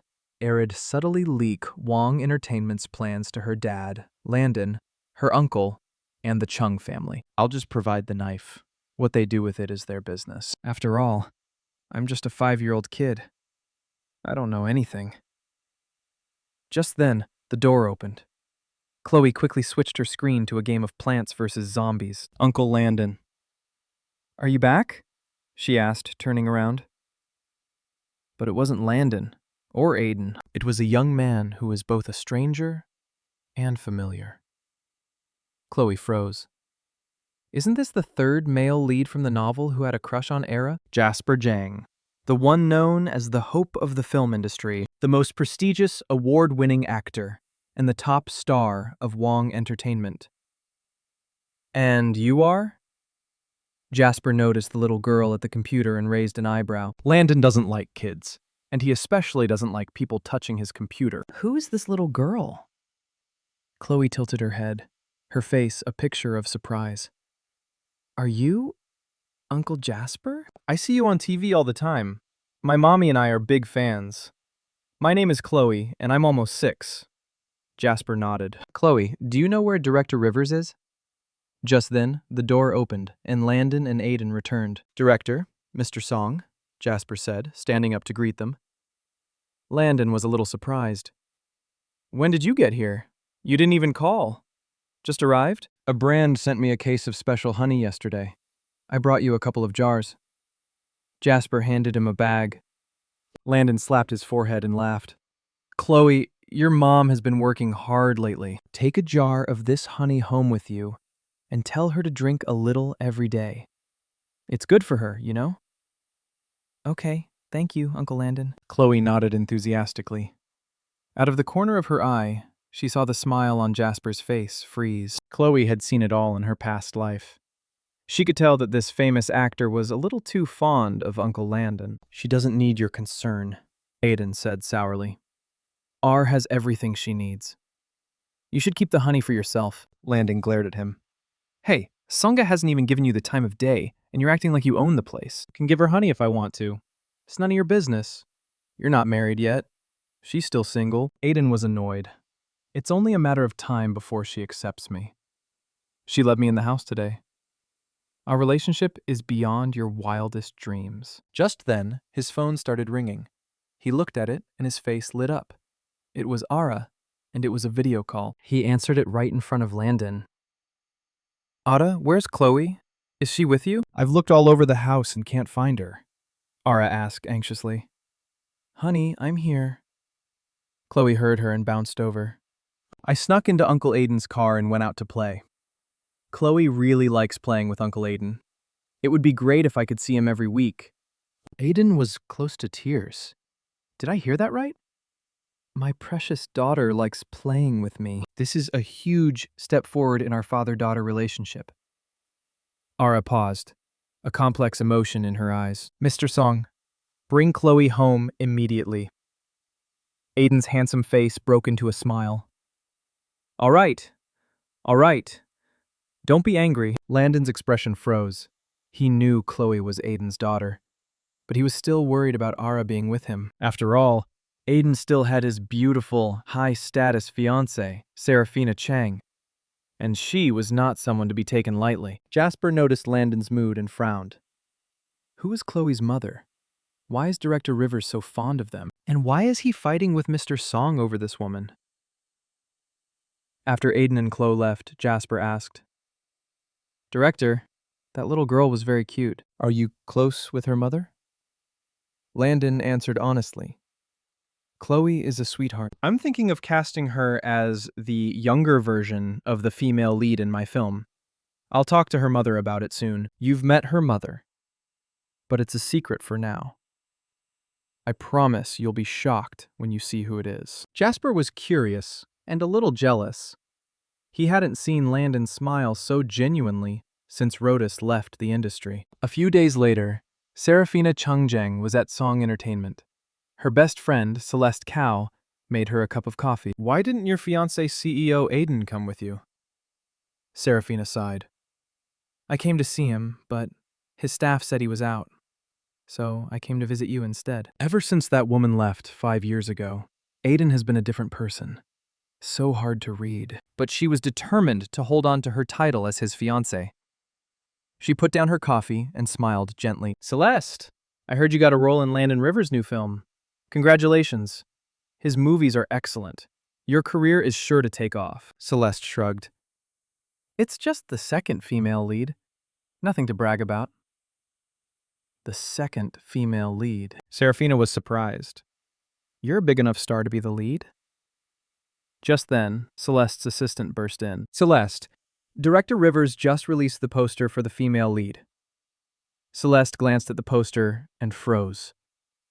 She would never forget that face. Rhodes.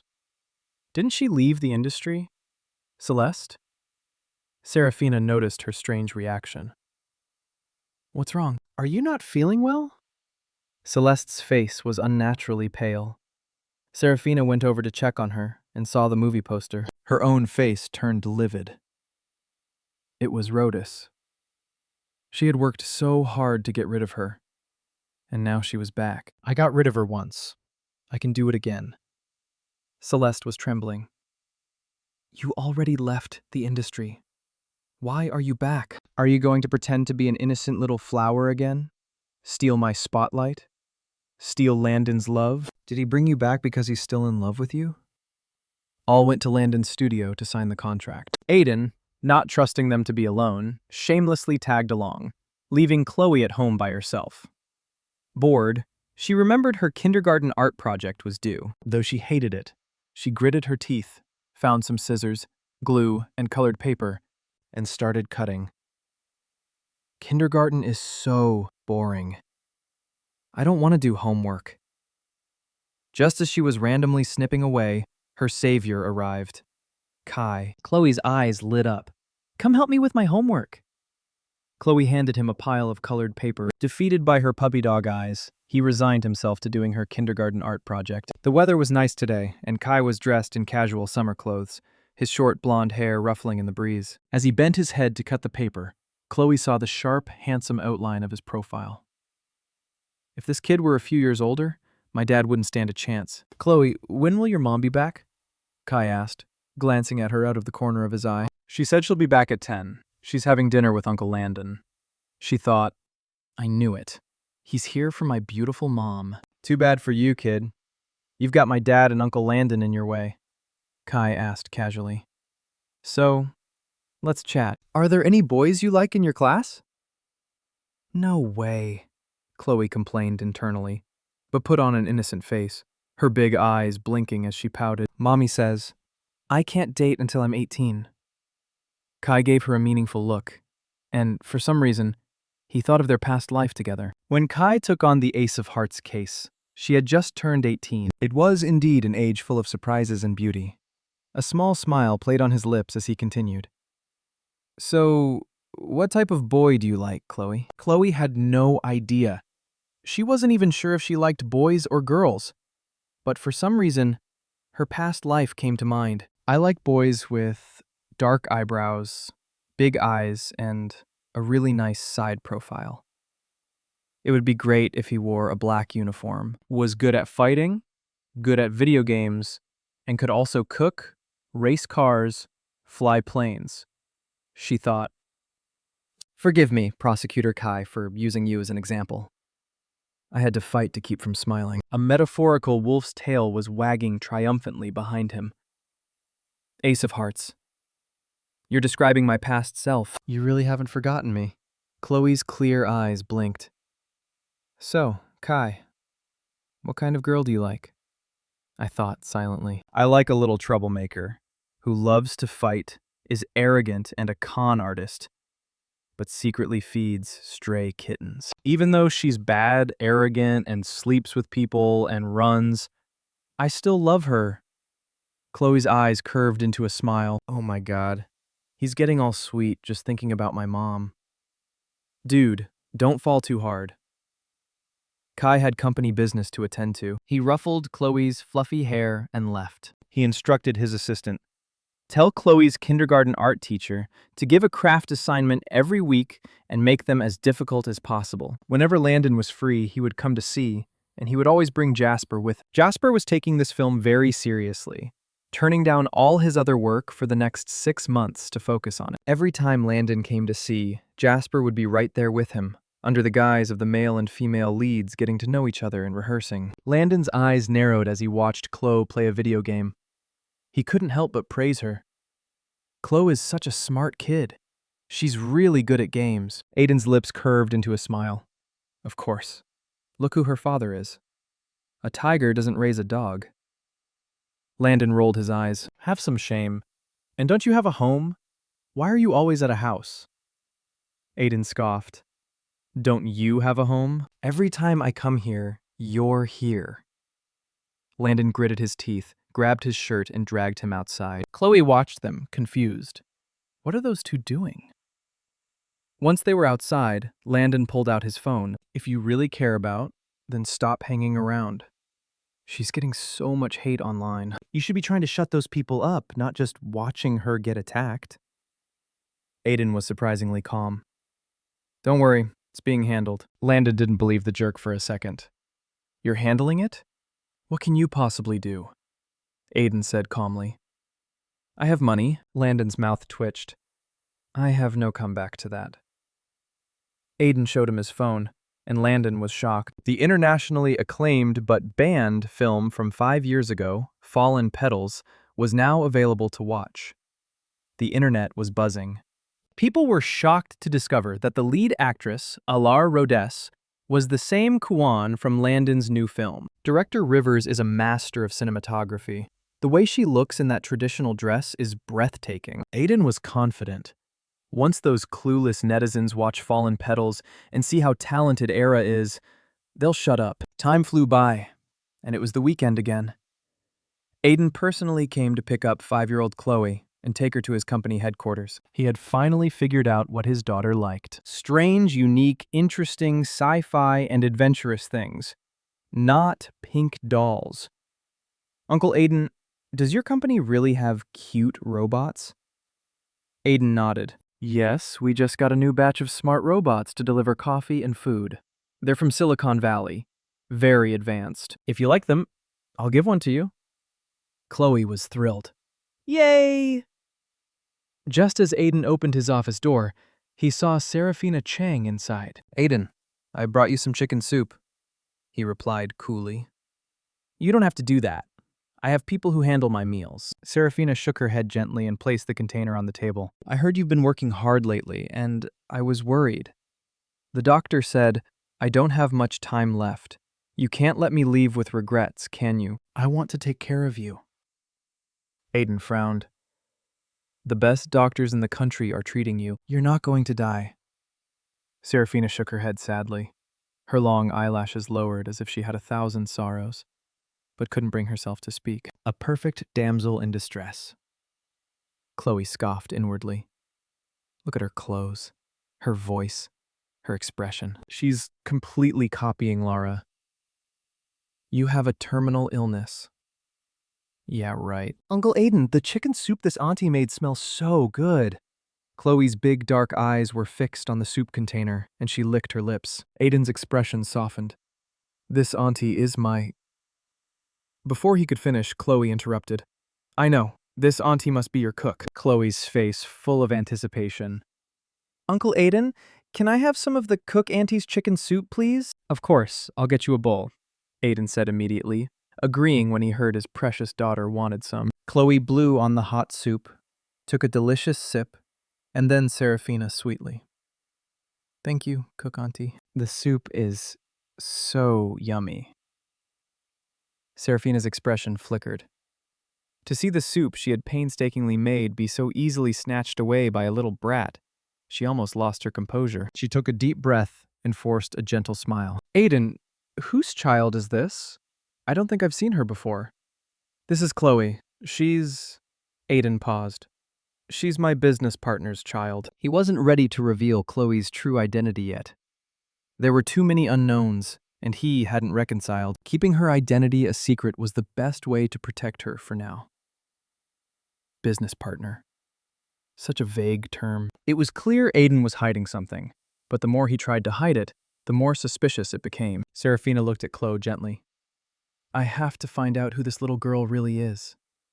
If she's a threat to my position, I won't hesitate, even if she's just a child. She knelt down to be at eye level with Chloe and introduced herself kindly. Hello, Chloe. I'm Serafina Chang. You can call me Sister Serafina. I'm your Uncle Aiden's fiancé, not his private cook. Chloe tilted her head, pretending not to understand. Fiancé? Does that mean you're going to get married? Serafina declared her territory. Yes, I'm going to marry your uncle, Aiden. Aiden panicked and immediately corrected her. Your Auntie Serafina is joking. I'm not going to marry her. Chloe put a finger to her chin, her little brow furrowed as if she didn't understand what the adults were talking about. But Serafina's face changed. She had been claiming to be Aiden's fiancé for 5 years. And this was the first time he had denied it to someone else. You're weak. You shouldn't be out and about. I'll have my driver take you home, Aiden said. A self-deprecating look crossed Serafina's face. She lowered her head like a pitiful Cinderella who had done something wrong. Okay, I'll go then. You take care of yourself. Don't work too hard. As she spoke, her brow furrowed in pain and she clutched her chest, her body swaying as a sharp pain shot through her heart, making her lips turn white. Her congenital heart disease had conveniently decided to act up. Aiden stepped forward, his tone serious. I'll have Old Song take you to the hospital. Her eyes moist, Serafina looked at him pleadingly. Aiden, I'm scared of needles. Can you stay with me? Before she could finish, Chloe, who was on the sofa, started crying out, Ouch! Ouch! Clutching her stomach and rolling around. In an instant, her dad rushed over in a panic. Chloe, what's wrong? Chloe clutched her stomach and wailed pitifully. I'm dying. My tummy hurts so much. Aiden's face went pale with fear. Chloe, don't be scared. I'll take you to the doctor right now. Sir, what's wrong? His assistant, Old Song, rushed in. Aiden commanded. Get every doctor from the company's medical department here with their equipment in 3 minutes. Chloe's stomach hurts. It could be appendicitis, diarrhea, food poisoning. What about Miss Chang? Only then did Aiden remember the ailing Serafina. You take Miss Chang to the city's private hospital. Serafina was furious. This was her chance to win Aiden's sympathy, and a little kid ruined it. She glared at Chloe, but the little girl in a spot where Aiden couldn't see gave her a defiant look. Serafina was instantly enraged. This kid is faking it.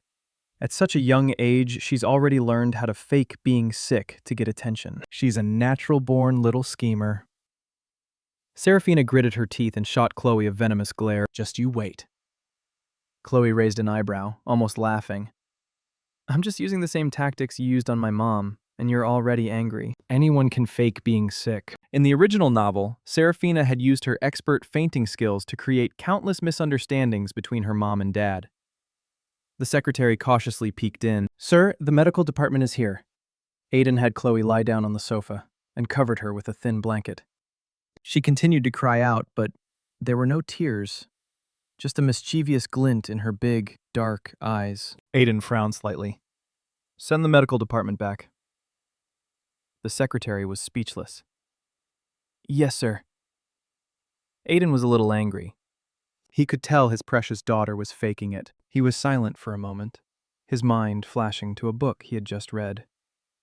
How to be a Good Father, 300 Ways to Educate Your Child.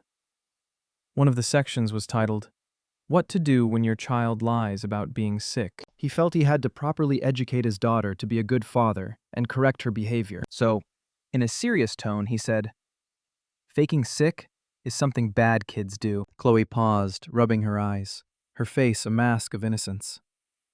The highest form of acting is when you think I'm acting, but I'm actually making you think I'm acting. Faking being sick makes your mommy worry, and it makes me so worried I can't eat or sleep. Why did you do it? Chloe wrapped herself in the small blanket on the sofa, like a little kitten caught stealing fish. I don't like Auntie Serafina. She looked at me funny, scarier than Snow White's stepmother. It really scared me. Aiden shook his head. That's impossible. Your Auntie Serafina is very kind. It's true. Chloe said, looking wronged. And she was faking it too.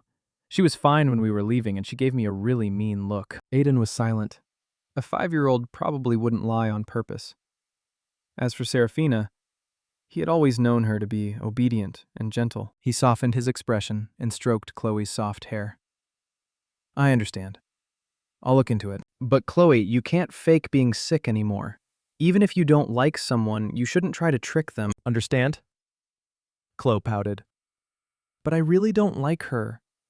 I don't want her to be your fiancé.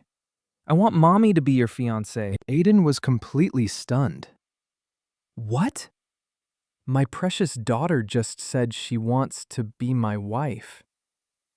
Really? His voice trembled. The tall, handsome man was as excited as a teenager. Chloe nodded. Uh-huh. You're very nice to me, so I like you. I want Mommy to marry you. In that moment, Aiden felt like his future was bright. His life filled with dazzling sunlight. All his efforts over the past month had finally paid off. His daughter had finally seen the beauty of a father's love. It was all worth it. Don't worry, Chloe. I will protect you and your mother for the rest of my life, Aiden said kindly, his fatherly love overflowing. His gaze on Chloe so gentle it could melt hearts. Chloe said sweetly, I want you and Uncle Landon and the others to protect Mommy together. The overflowing fatherly love came to a screeching halt. Aiden raised an eyebrow. What does Landon Rivers have to do with this? Chloe explained logically. You and Uncle Landon are both very nice to Mommy. I want her to marry all of you. You can be my first daddy. Uncle Landon can be my second daddy. Uncle Jasper can be my third daddy. As for Kai, he's only 15, so he's not in the running for now. Aiden was now as miserable as he had been ecstatic just a moment ago. Why does Chloe have such a terrifying idea? 3 daddies. Chloe, your mommy can only marry one person, and that's me. Aiden tried to set her straight. Landon wants to be her second dad. In his dreams. Chloe tapped her chin with her finger. Dad, Mom was hurt so badly by you. You think you can win us back in just a month? No way. You have to slowly pay back the emotional debt you owe her. At the very least, not until you see Serafina's true colors will I even consider handing my mom over to you. She lowered her head, reminiscing. You don't know, Uncle Aiden. When I was little, my family was very poor. Mommy worked so hard to make money. She was so tired every day. I was always sick, and one night, during a storm, we couldn't get a taxi, so she carried me for 3 miles in the rain. Her feet were bleeding. When she got sick, she wouldn't see a doctor. She always said she was fine. She had it really tough, and she loves me so much. But there are always bad people trying to bully her. I want the best mommy in the world to have a lot of people protecting her. Aiden knew how hard life had been. He would slowly prove his love to her. He would never let her suffer again. At the city's private hospital, Serafina ordered the doctor to investigate Chloe, but the doctor reported that she was just an ordinary child. Serafina squeezed the armrest of her chair. I don't think so. Aiden cares about her too much. I almost suspect she's his daughter. For the first 10 years of her life, she had lived in the slums, surrounded by filth. But fate had been kind to her. Her biological father turned out to be Kale Cheng, the head of the powerful Cheng family in Vidya. She thought her perfect princess life was about to begin, but she soon discovered she was just one of her father's many illegitimate children. A fierce battle for the inheritance began among them, but none of them could compete with the legitimate heir, Kai Ching. At only 15, he had already taken control of half the family, with his ruthless and bloody methods. I don't want to go back to that life, Serafina said flatly. Once you've tasted wealth, you can never escape its allure. A few days later, Chloe had to audition for the small role in Landon's film. She was worried about her mom, especially with Celeste Cow on set. In the novel, Celeste was one of the main villains, jealous of Ara's talent and beauty, and had often targeted her. Chloe had to find a chance to visit her mom and warn her to be careful. Meanwhile, Iris Kwan, with a full face of makeup, had her mother take her to the film studio. Mrs. Kwan reminded her Aiden's song often comes here to check on the film's progress. You have to seize this opportunity to get close to him. The set had been transformed into a street from the early 20th century. As Iris looked around, she heard the frantic ringing of a bell. Someone shouted, "Get out of the way!" The rickshaw is out of control. Just in the nick of time, a pair of strong, warm hands wrapped around her waist and pulled her to safety. The man frowned. What are you doing here? Iris blushed. I'm here to see someone. The man's aura was intense. He noticed her twisted ankle, and with a hint of pity, told a staff member, "Her ankle is sprained. Please get her an ice pack." The staff member quickly agreed. "Of course, you go on. I'll take care of her." After the man left, she immediately asked the staff member, "What's his name? Where does he live? Does he have a girlfriend?" The staff member scratched his head apologetically. Director Rivers has given strict orders not to reveal too much about the film before its release. I can only tell you that he's one of the actors, and the director thinks very highly of him. Iris rested her chin on her hands, her eyes sparkling. So, he's an actor. Meanwhile, a slender man in early 20th century attire pushed open the door to the makeup room. Landon's face lit up. "Ara, you're finally back. Quick, we have another scene for you this afternoon. Go change out of this costume. We're done with your scenes as a man." Ara nodded calmly, her voice androgynous. "Okay," the male makeup artist joked. "You look so convincing as a man. If I were a girl, I'd definitely fall for you." Just then, a staff member ran in. "Director, this Miss Wan says she's here to see her sister." Iris composed herself. "Director Rivers, it's a pleasure to meet you again." Landa didn't even look up. "Miss Kwan is changing. This is a restricted area. You have 5 minutes." She pretended to wait for Ara, but she was really just biding her time. Her voice a mix of arrogance and curiosity. "Director, one of your actors, the one in the traditional suit with his hair slicked back. He's not very tall, quite slim. He just saved me. Could you tell me his name? I'd like to thank him in person.